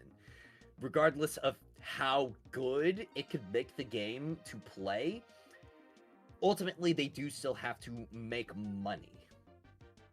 Because they're not going to like make a decision, they're not going to make a change if that change would lead to the direct death of any potential earnings from the title whatsoever. Yeah. But I think we can all agree that the current like resource gain and monetization model is not really sustainable, and it's also not really fun. Like, I'm pretty sure everybody can state that their enjoyment of the game is directly hindered by the restrictive nature of all of these systems.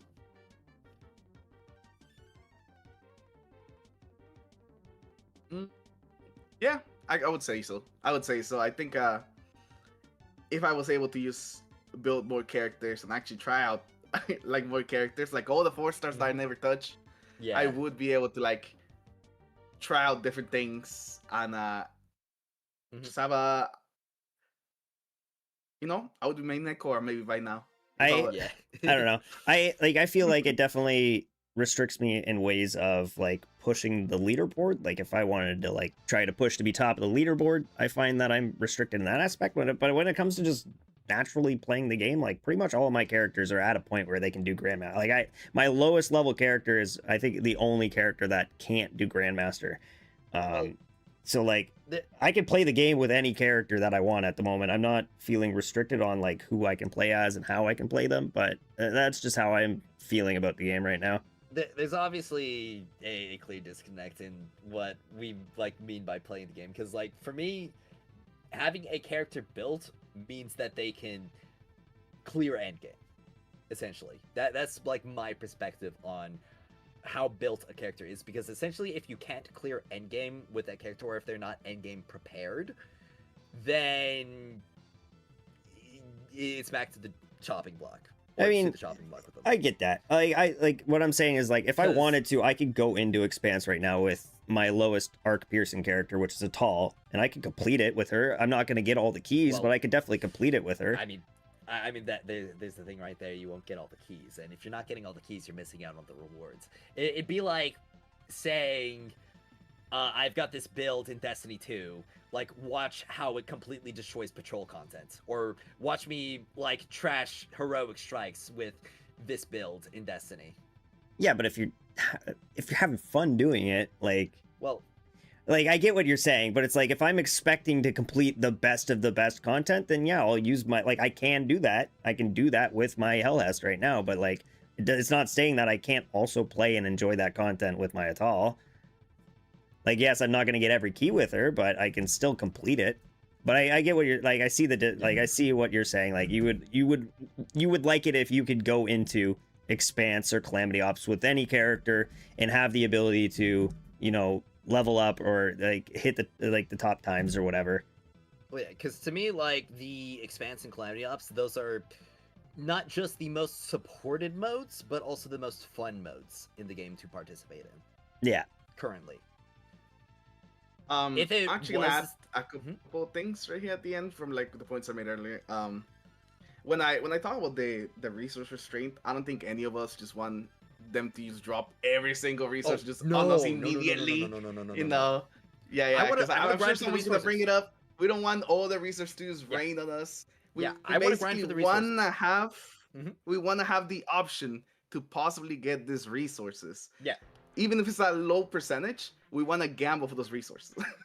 I personally would say I would like it if we were paying for Battle Pass and like the Blessing. Like, let's say every month you're buying the Founders Bundle.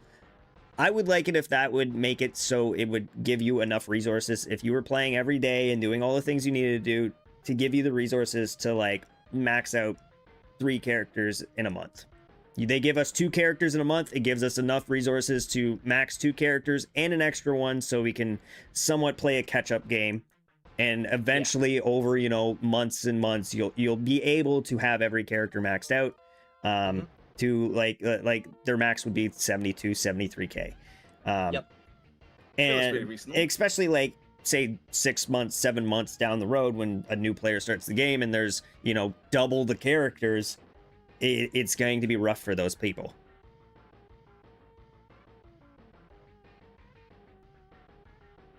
At least that's how I look at it. I'd like if it give you enough resources to max out the equivalent of what they're giving us every month plus an extra.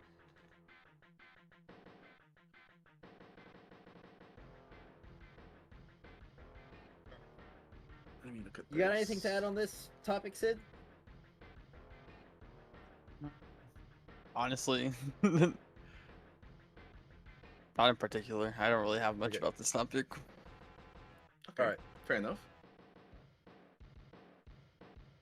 Live in the expanse. The Expanse, man. Yeah. All right. Well, next topic we had was something that I definitely feel like is a point of contention right now, especially in the community, and it's toxic positivity versus constructive feedback and our experiences with it. So, are you guys familiar with the term toxic positivity?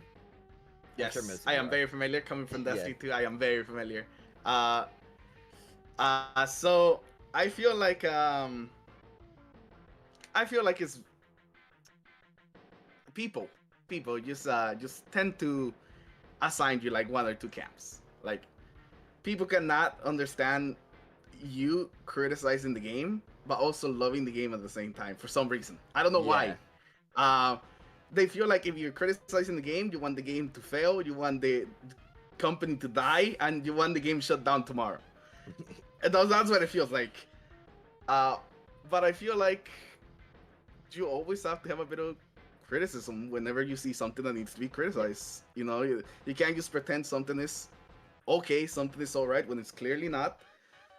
But you know, then there's also just doom posting, Yeah. I guess, in the So- other side. So you gotta meet somewhere in the middle.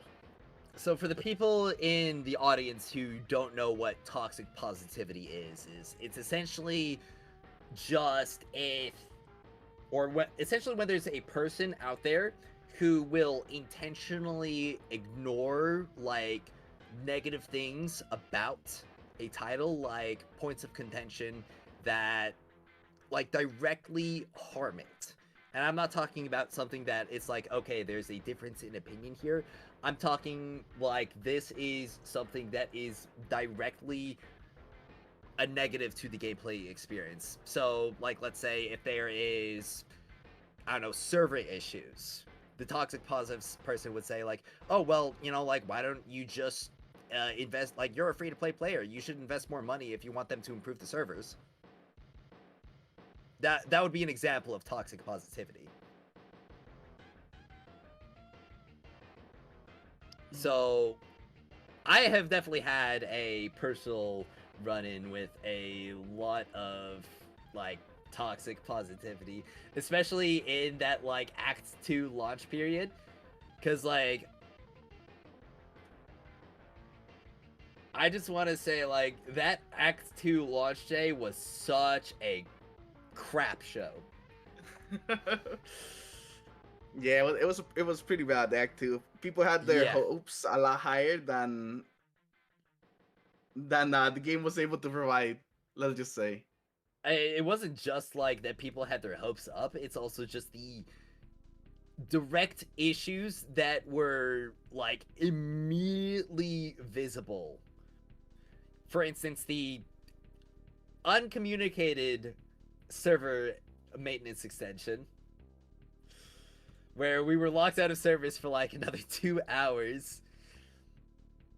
Oh yeah, I Um, completely forgot that happened. Yeah, it did happen. Yeah. Like that's straight. Like it's like the Jack Sparrow meme was like, first time, like welcome to Destiny. Oh yeah.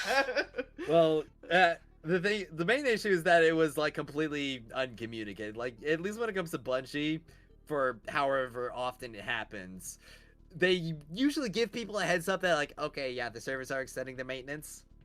Yeah, Wait, it with did. Destiny we didn't Rising- know that for a it did while. take With them a- Destiny Rising, like, we had people in the server ask like some community managers and moderators like, hey, is there server extended maintenance? And they asked back, wait, you guys aren't in yet? Like, that was definitely the experience for sure.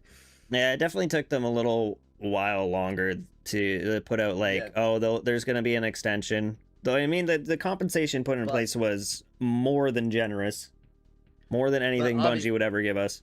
Obviously, beyond yeah. that, we had, like, after we finally got into the servers, we had a bunch of glaring issues, like the difficulty spike in the expense, like how a bunch of exotics just straight up stopped functioning, how a significant portion of the new content or like new things available were straight up bugged, like the bow stuff with Hellhest. You guys remember the limp bow shots? Are they still I don't think in? so. I haven't used her enough. Are they fixed still it. there? They Okay. fixed that. Yeah, Okay. I know her. The incorrect artifact descriptions. Oh, that was a big one. Oh, Yeah, that was a big one. Especially because, like, that's something that I've been harping on since the launch of the game, and just having a new release launch with even more incorrect descriptions, that really set me off. And also just, like, some things that were, like, really, really, like, what's the word? Like, really crushing, I should say, to anybody who had, like, any kind of hope or excitement, like the spending event, the fact that Hellhast was just straight up power creeping characters that much, and also the fact that Trinity Ghoul being a battle pass weapon. I feel like those three things, because, like, obviously the other stuff we could say that's just unintended issues that did get fixed, but, like, those three things were obviously stuff that got, like, consciously put in. I mean, I don't think the third thing is really that big of an issue. I don't see an issue with Trinity Ghoul in the battle pass. I really disagree. The other things that, like, the power creep on Hellhest was interesting. And the spending event was definitely not great. That should have been something else. I feel like the spinning wheel should have been like Hellhest themed, and then like the spending event should have been something different. I feel like I liked the spinning wheel event. I thought that was nice. I feel like maybe that, like, both of them should have been Hellhest themed, or, like, I don't know. But the fact that the only, like, Hellhest related event was basically buy draws was not great. Yeah. I really disagree with the Trinity Ghoul in the Battle Pass being something that's, like, fine, because it's not a situation where the Battle Pass is just something that you get for, like, $5 and grind out. That's a smoke and mirrors, because you have to spend $5 to get the Battle Pass track, but that's not enough to get all of Trinity Ghoul. To get all Trinity Ghoul, you have to spend another $5 to get the extra tokens, so that's $10. But that only gets you up to 3 copies. In order to get that last copy, you have to invest, like, another 20... Or, yeah, like, another $25 or so. I mean, to be fair, if we're talking about Black market like, coins, in order to get the rest of the tokens. If it was a situation where you could get all of Trinity Ghoul with the Battle Pass, like, not necessarily instantly, but if we got Battle Pass weapon tokens from the tier 50 chests, and it was just a situation where, like, okay, we get it over time, yeah, and it would give us enough to get Trinity Ghoul maxed out with the paid Battle Pass if we max it out. We're talking, like, enough levels. we're talking different things here. Like, like, if you're stating, like, the currency issue on maxing out a battle pass weapon, yes, I agree that having to spend a ridiculous amount of money to max out a battle pass weapon, or wait like 2 months of extra materials and skip out on other battle pass weapons to level 1 battle pass weapon, I think that's complete shit. But them adding Destiny 1 weapons as battle pass weapons, or, I mean, Destiny 1 or 2 weapons as battle pass weapons, I don't have any issues with that. I don't have...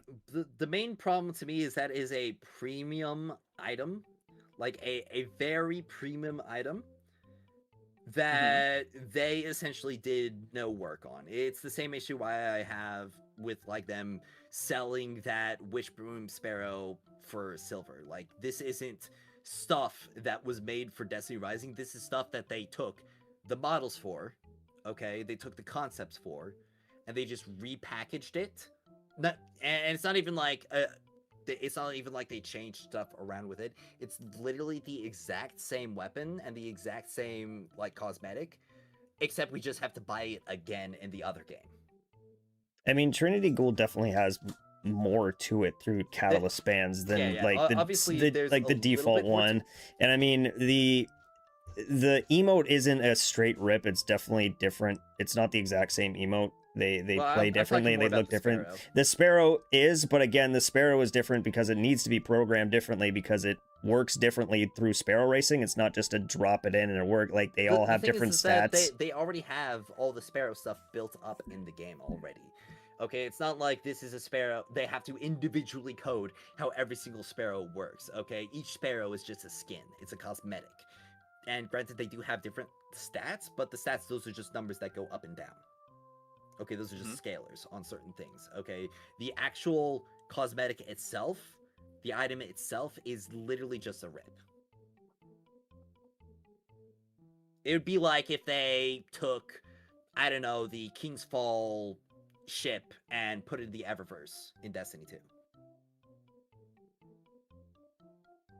I don't have any. I don't know. I don't get what you're getting at, but that's fine. I mean, you're talking about something that's just you're talking about a Sparrow that's just a purchasable silver shop thing that you don't have to buy if you don't want to. And like we were talking about Trinity Gold, and I'm trying to state that they did do changes to Trinity Gold to bring it into Destiny Rising. It functions different. It has different abilities on top of the abilities that it has in Destiny 2. I feel like there were enough changes made to it to like say I'll spend $5 to get a new exotic gun that's not in this game currently. Okay, but the thing is that you don't spend $5. I went over that already. You're spending like $30 to $40 for Trinity Ghoul. How much is the Battle Pass basic? So Battle Pass basic is $5. Okay. And also you don't have to spend money. It's in the free like you can get it for like free to play players can get it. Like obviously they can't get the second and third catalyst band. Well, yeah, but if you don't get the second and third catalyst band, you can't use it in the content that matters. You can't use it in any content that matters right now because it's a shit gun or weapon. But okay, I get what you're saying. That's beyond what happens when there's a battle pass weapon where it's not bad, where it is actually the best weapon to use. Okay, because that's like something that I've seen a lot when it comes to people where they're just like, oh yeah, Trinity Ghoul, that doesn't matter because you wouldn't use Trinity Ghoul anyway.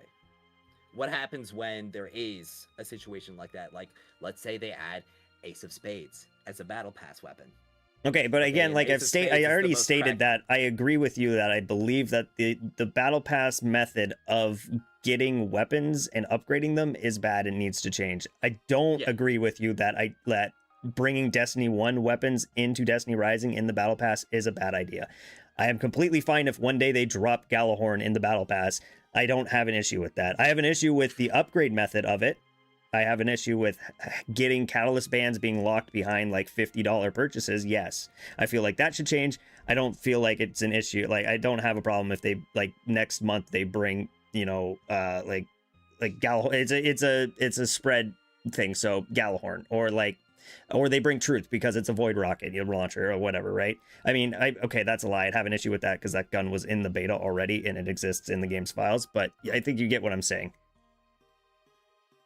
Yeah, but like the thing is, we already have all of those weapons, like all those reissued weapons from Destiny 2, and those have very much populated the pools. When I am looking for something as a premium purchase in this title, I want to be given something new.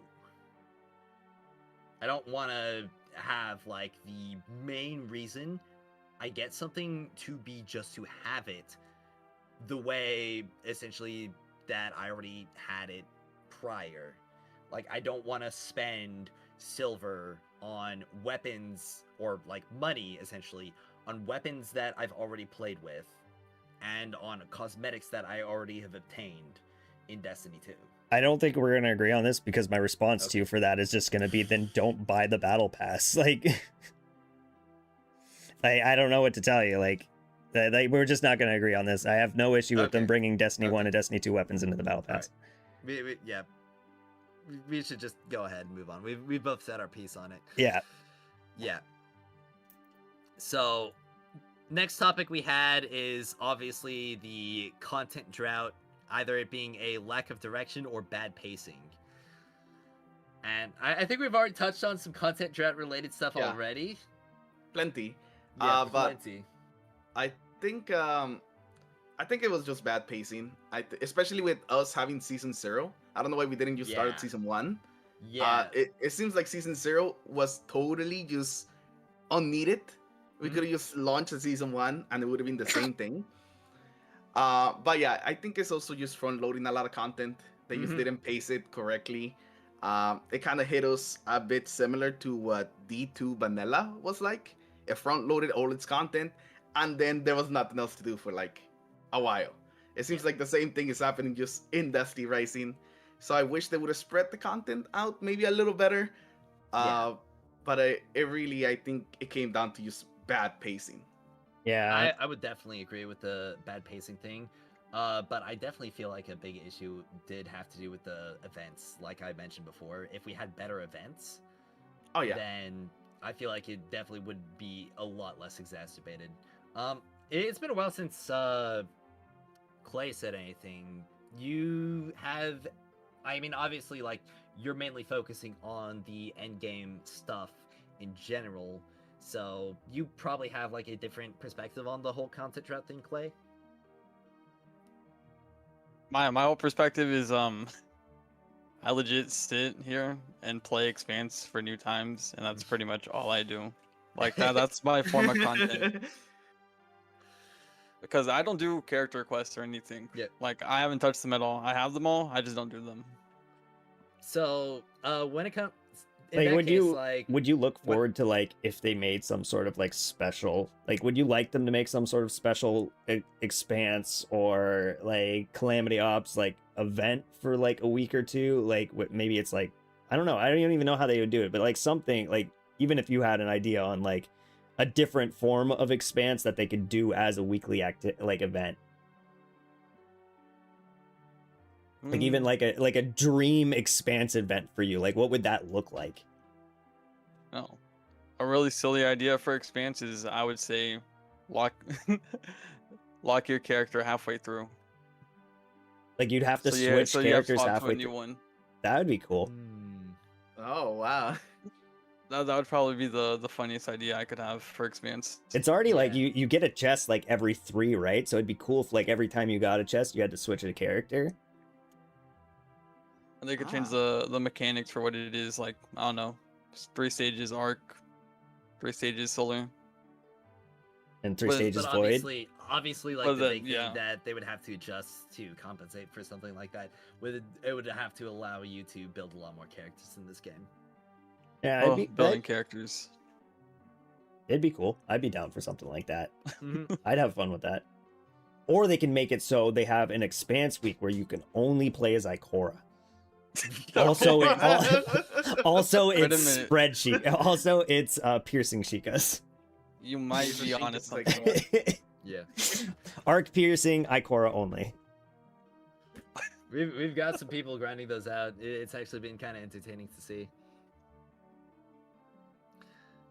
But I definitely feel like they could have come up with some more event ideas, even for like the activities that are even in the game. I would have, instead of like a second Morgan's, I would have liked to see some sort of like event based around Legacy, because they haven't touched that at all. And like Legacy is kind of cool. I do enjoy it. I hate Legacy. You might be the only I hate person that Legacy. actually enjoys Legacy, bro. Oh my god. Dude, when I go into Legacy and I Legacy. get like one of those like cool like special teleports that like bring you to like the special room with like the Minotaur boss and like the tons of motes dropping, like I find that That's shit the so fun. only that's the only exciting thing about Legacy.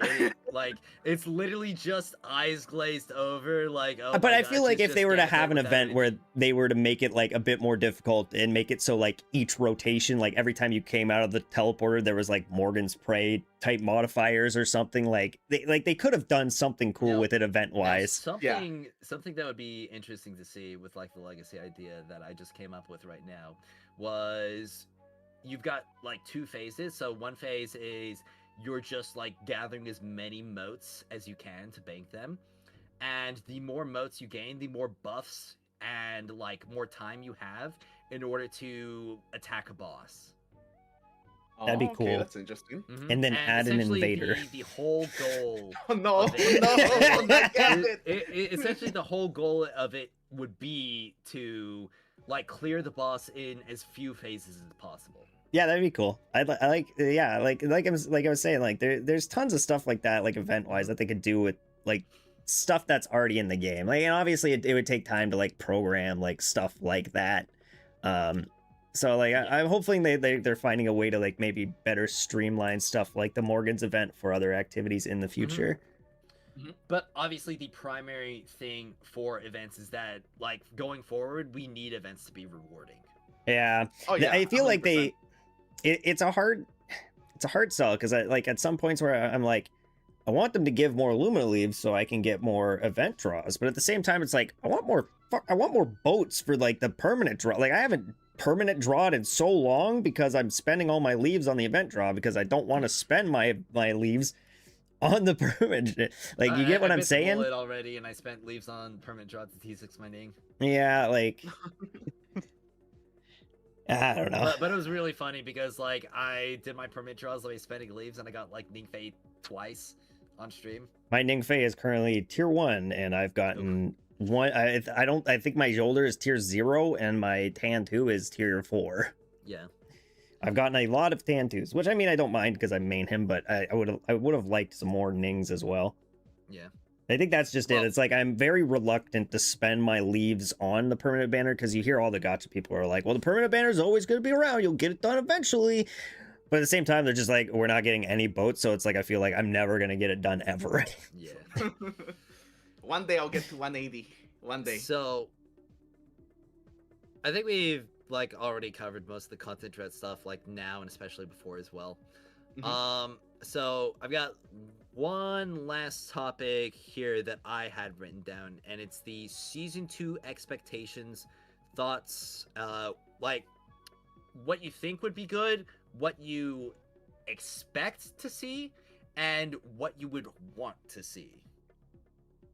Okay. So like essentially what you think would be needed for the community to, you know, have a good time with it, to not be disappointed with it, what you expect them to do, like beyond like what's right here, like what would be like you think needed, what do you actually think they're going to release, and what you would personally want to see from it. Okay. I guess we should go one by one on this, right? Because we all have different things that we probably want. You want to start on them? Sure, I could start. Now, things that I would want, I guess it was first things that the community needs. Definitely needs to address some of those in-game materials. It's very obvious that is like the biggest pain point, especially now that most of the people have got into the end game and they're feeling it. So with season 2 being like a big thing, a big release, a lot of people are expecting some changes. So it would be very nice if those changes, even if it's not all of them, just that some of those changes are actually in season 2. Something that alleviates some of those end-game material problems that I'm sure you have heard all about, tons of videos on. We talked about them even earlier, just on here. So that's definitely something that needs to happen, or it would be good for the community to happen. More story would be good. If there's another part of like the Red Sea Drift we're missing, hopefully it would come out with season 2. And it's really just better, just overall just better improvements to like the current systems we have, as well as a bit more communication for the community to show that NetEase is listening and building up the goodwill with NetEase. Because at the beginning, it just seemed like there was nobody there. Nobody was manning the ship at all. Yeah. Now, for things that I think will actually happen during the release, I think we are gonna see maybe a small chapter story. I'm kind of 50-50 on the map. I'm not sure they're gonna introduce the other part to Red Sea Rift. But I do think that there's gonna be a little bit of like main story. Of course, we're gonna get the character quest with the new character. That is pretty much guaranteed. And maybe a small change when it comes to like endgame materials, but I don't see anything like super big happening. I think it's gonna be maybe a small change, maybe a couple of extra things, couple of improvements to the events, and I think that's all we're really gonna see. Maybe an extra like big event that gets announced right at the launch of season 2 that people will be able to look forward to. But that's it. And I think that's what I'm expecting, pretty much. Who wants to go next? I think Clay should go next because obviously Clay's going to be a bit different than what probably a lot of us are going to say with. Oh yeah. What with those three kind of qualifiers. Yeah, like what he's expecting from season 2. I'm expecting okay, I'm expecting a Ningfei buff. You son of a bitch. What have you brought upon us? Okay, I'm trolling.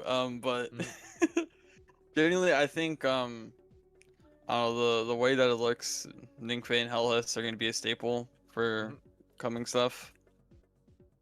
So I don't know if it's bad to wish upon their demise to make stuff harder for them, but I definitely do think it would be fun if Hellhest was challenged a little more. Because it was like, when you figured out how to do this Calamity Ops, it's kind of free. Don't get me wrong, it was hard. When we switched from the tuning phase and a tan to the tuning phase in the Hellhest, like the speed increase was insane on that Calamity Ops last week. It blew my mind like how fast you were able to melt everything. Yep. And people wonder why I put Hellhest in S and Tan in A. Yeah, Right. It's 100% understandable.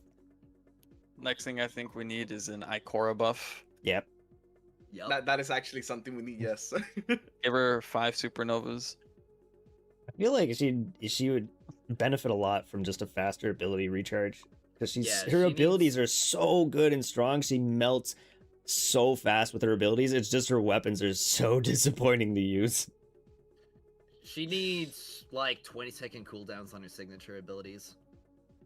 That or make her like give her something that'll make it so like she doesn't have to reload between each shot, or that something like even like a buff to just grenade launchers in general might help. They're gonna give that to Mario. They're gonna give Mario auto loading on the GLs. Oh yeah, definitely. I could see it. Here's your Galahorn, and also you don't have to reload it ever. Predictions? I just hope for more leaderboards, to be honest.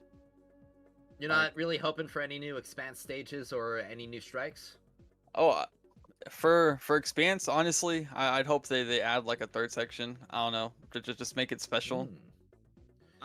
Like, because since there's already 2 that separate different elements or whatever, they could have one that's combined. So it forces you to use 2 separate characters, like the idea beforehand. I would definitely be interested in seeing like a stage 30 to 40 Expanse that's not like a regularly resetting version, but it's just like a really, really difficult challenge that there's like 6 of them, like 6 different variants of it. Oh, I'd enjoy that. And it's like some weird stuff in there as well, like solar impact. Like Solar Shield's impact, or even like Rainbow. Multiple Shinka types. Yeah, multiple Shinka types in the same Expanse for like a stage 30 to 40. And you're like always underpowered. It's like a 75k on the final level. Be cool.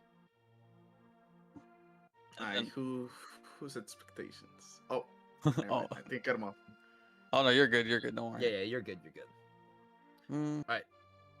You want to go next, Joe? Yeah.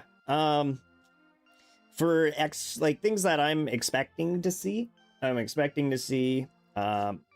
probably the last area of Red Sea Rift, along with continued story for that area, which will probably, hopefully, give us another strike or two, and we'll probably see some changes to activities loot wise. I'm highly guessing we're going to see some changes to how the artifact system works when it comes to attributes, whether that's them giving us a way to better get attributes. There'll be some sort of change to the artifact system, and maybe a change to like the loot for Master and Grandmaster, and then obviously 2 new characters, battle pass, and cosmetics in the store, and like probably some events throughout the season. That's like probably all I'm expecting. My predictions is that the community is going to see the trailer that just launched that showed us going to the moon and like all that other shit it showed in that trailer and be extremely infuriated when none of that is in season 2. Especially because the hashtag for that trailer showed coming 2026. I'm expecting that's my prediction. I can already see the Reddit and the Discord fuming. Where's the moon? That's I already had some comments of people expecting us to go to the moon next season. Yeah, so I'm already it's already happened. That's my prediction. That's my prediction for like what will happen. Specifically once honestly I'd like to see more story, more destinations, more strikes. That's like the stuff that I look forward to the most, like just the story content and playing through strikes and shit like that with friends. I'd love to see some sort of, probably not like this season, but eventually I'd love to see some sort of change to shifting gates. I really enjoy shifting gates a lot. I have a lot of fun with it. And I would love to see some more, whether it's like it's not the same 3 zones every time, maybe there's like 5 or 6 zones and it like randomizes them every time you go in or something like that. Like some sort of change to shifting gates would be fun, or an event around shifting gates. I don't know. Also more cards. I want more cards. I know we're gonna get them, but I've been having a lot of fun with Shadow Shaper duels, not gonna lie. I've been playing it a lot recently and just having a blast making all the different decks. I would love to see the Vex archetype for the Shadow Shaper duels come out next season, because we got the Cabal archetype this season, so I'd love to see the Vex get their own archetype next season. That'd be dope. I think that covers most of what I'm expecting and what I think we'll see. All right. Well, when it comes to me, I feel like I might be a bit different and probably a bit more bold than a lot of your own expectations, or like not necessarily expectations, but like what I feel like the game might need. So what I think that the game would need in order to satisfy the community would obviously be to just have like a really big banger patch where essentially just like everything that like new that happens in that patch is a hit. Like hit story, hit mode, or like hit new content, and like the weapons are exciting, the character is exciting too. I feel like that's what would be needed in order to like put the community in a much better spot going forward. I don't feel like they need to do everything that patch, or even really overhaul most of like the glaring issues, because the main thing is that when the content was good in that like first 3 weeks, people were happy. Like even the people like me who were like giving some warning signs, they're like, hey, this is going to be an issue going forward.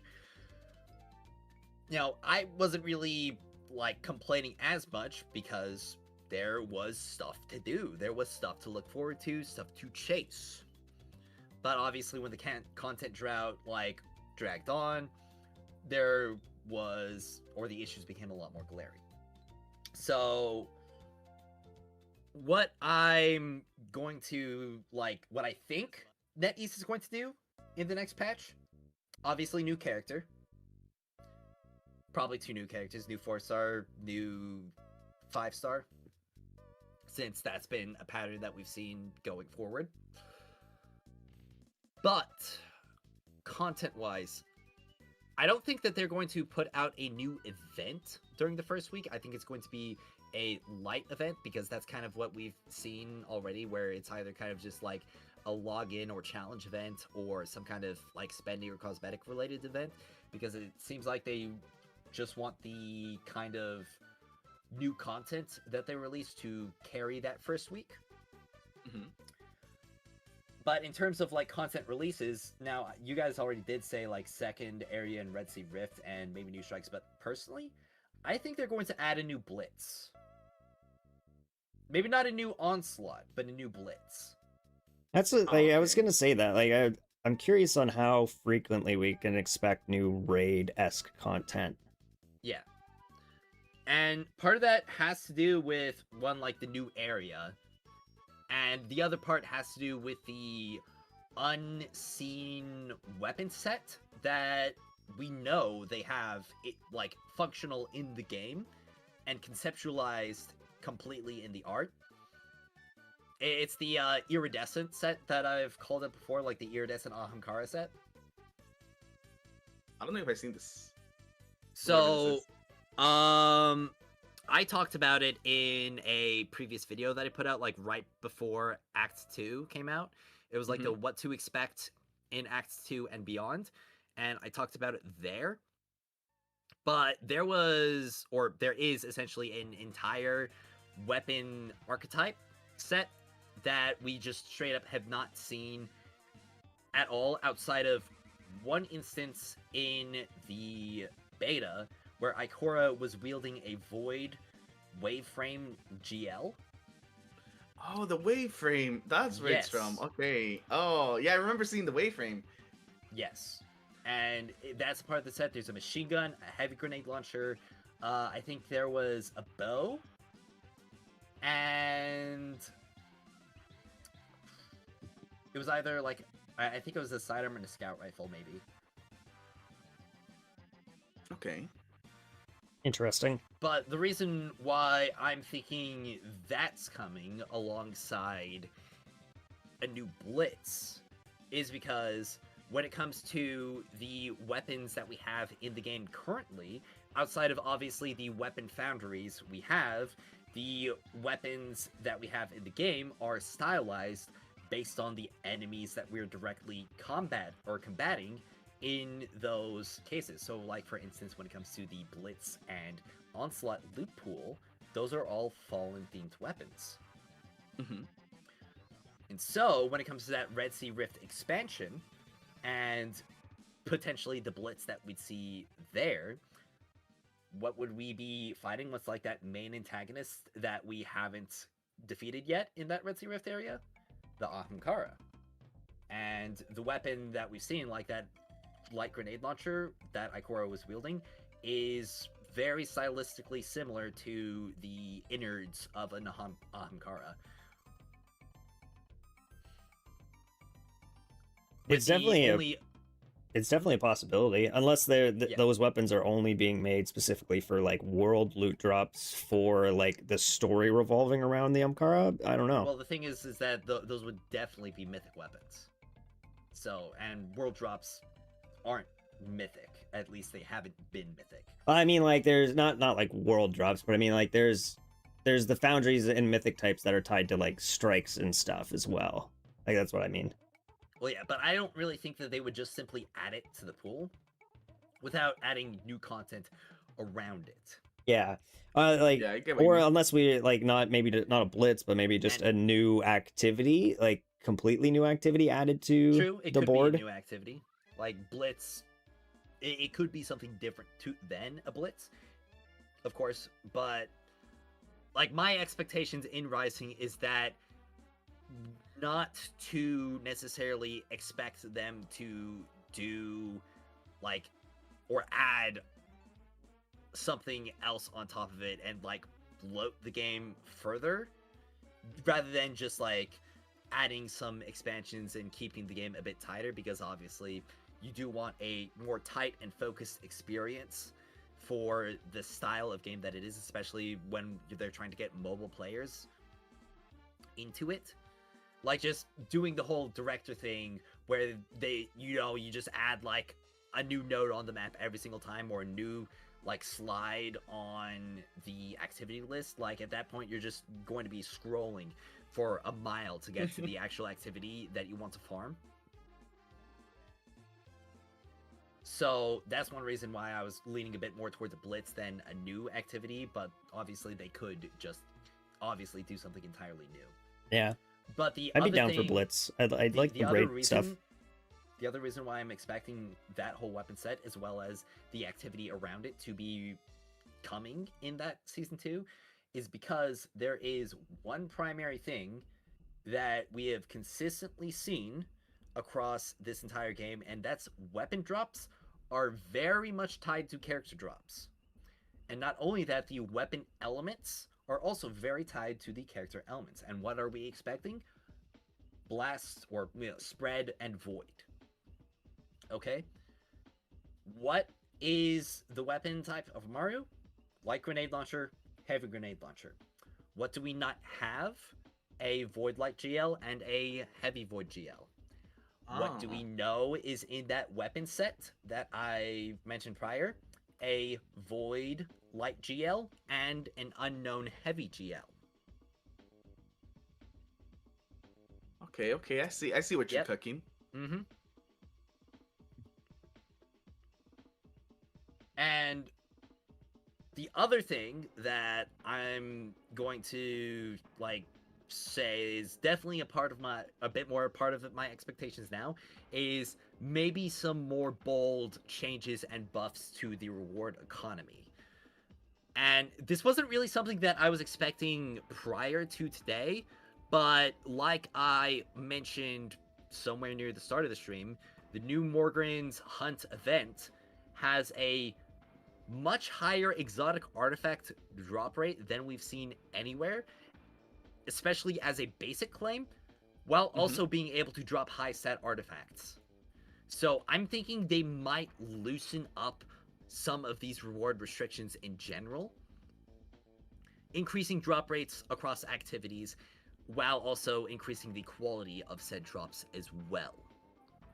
At the very least, when it comes to the artifacts. Like, obviously, the whole high stat thing, that could just be a bug. I really hope it's not a bug. Oh yeah, let's hope that it's not a bug. Mm-hmm. Honestly, I feel like they just have to keep it at this point, because it would just cause so much uproar regardless if they're just like, oh, well, that was unintended. You know, all the people who grinded that out that first couple days and got some nice high stat artifacts, like, they're good, but all of you losers who didn't grind it out, guess what? You don't get to have fun anymore.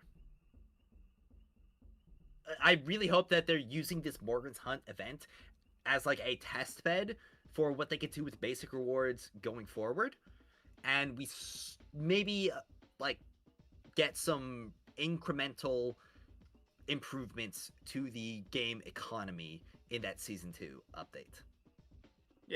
Yeah.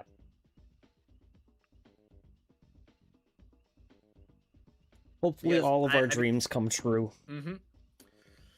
Hopefully. Yep. I want 5 new Eclipse raids. Juice 5? Just. But, I mean, that's pretty much like all the topics that I brought in. Anybody else have anything that we think we should cover? I feel like we covered pretty much everything that we would want to talk about. Yeah. Maybe if the viewers have any, questions? Or if I'll give... So, anybody in chat want to suggest, any big questions that we could rapid fire through that before we wrap things up? Did we talk about the new emote system in, the stream, or was that talk before the stream? I don't know, actually. I think we might have mentioned it on stream, but the new emote system definitely is Fire. fun. That Yeah, shit- it's great. It's amazing. And I really hope this isn't something that they try to monetize. Yeah, I had mentioned it in another video, but it's like it's crazy that they're giving us the ability to make our own emotes, but Yeah. in the grand scheme of things, there's plenty that they can do, like the David S. Pumpkin emote, where they can make emotes that you purchase different than what you can make on your own. Like they can obviously add more to it. They can, they could give you like a broom that you're flying on. Like that's not something you can just make yourself. So there still is avenues for them to make their own special emotes. I still find it amazing that in a mobile gacha game like this, where the monetization is heavy, is the kind of game where this would be the first time I would see this technology pop up. Yeah. So somebody asked, do you think we'll go beyond 75k? Hold on, I gotta sneeze.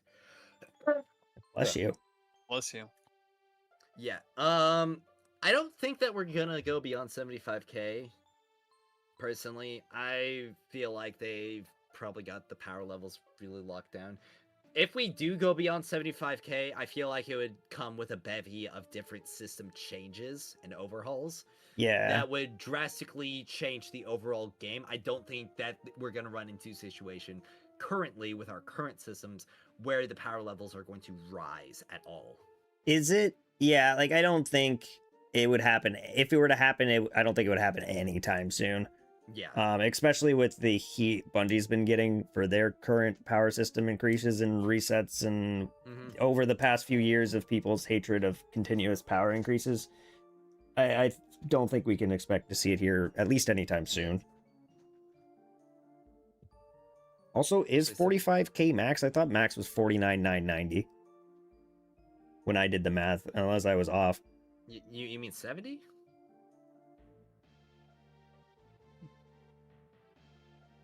What? What do you mean 70? Max power? Like max power? Yeah, what is max power?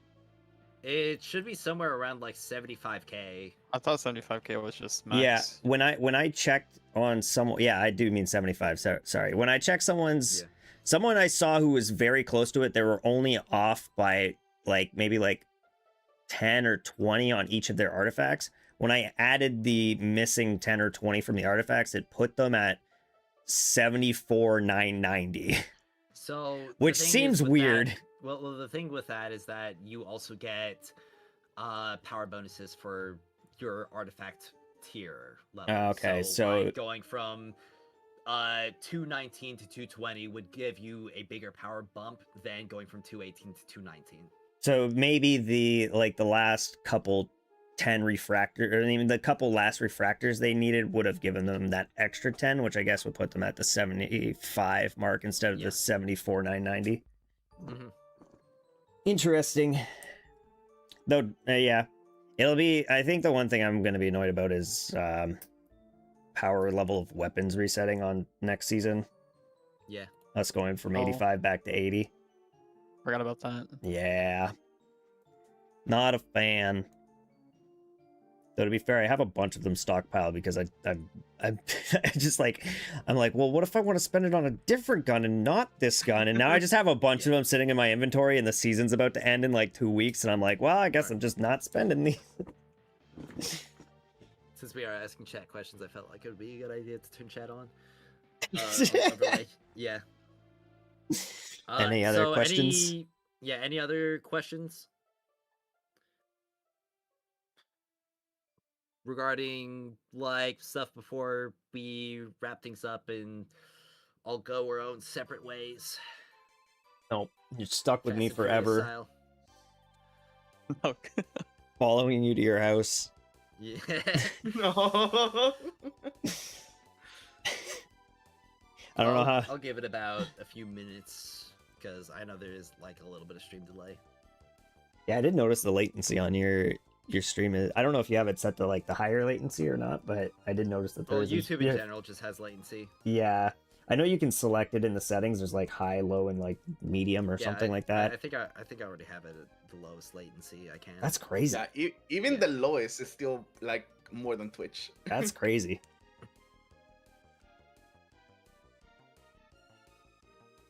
So how's your day going? I mean, No. I'm having a good time That's talking good. about Destiny Rising. Hell yeah. Talk about Destiny Rising more than I play it. I gotta go to work after this, so I'm not gonna have a fun Oh, time okay. after this. Oh no. Well, you got all your Dusty Rice then. I mean, Yeah. not actually playing, just talking about the game. Yeah. Yeah. But well, like Fyra said, it's more fun to talk about it than to play. Well, I already ran through all my pinnacle. I already ran through all my keys, so I'm basically like done. I haven't done No, any no, of no, the- you gotta go with those artifact mines, man. We've only got a few days of this, or we've only got a week of this Morgan's Hunt event. You gotta make the most of it. You gotta get as many high stats as you can. I haven't played any Morgans yet. Like I need to get in there and start using some of my Morgan's keys. Find it Yeah. out. All right. Well, I'm not really seeing any. Or did we talk about endgame content being speed focused and if that's healthy for the longevity of the game? Yes, we did talk about that. And we've hit all the Rewind the topics. stream. I think we're good to, Looks like to everyone wrap it moved up. to Paloozuka's podcast. No, everybody is either at work or at the hospital for some reason. Which for I was some at the reason I Paloozuka's think it's a pretty. Oh, poor Yeah. automaton. Nah, Tom's having a great time at the hospital. He sure is. Yeah. All right. Yeah. Well, I think that's about everything. So, let's just wrap it all up.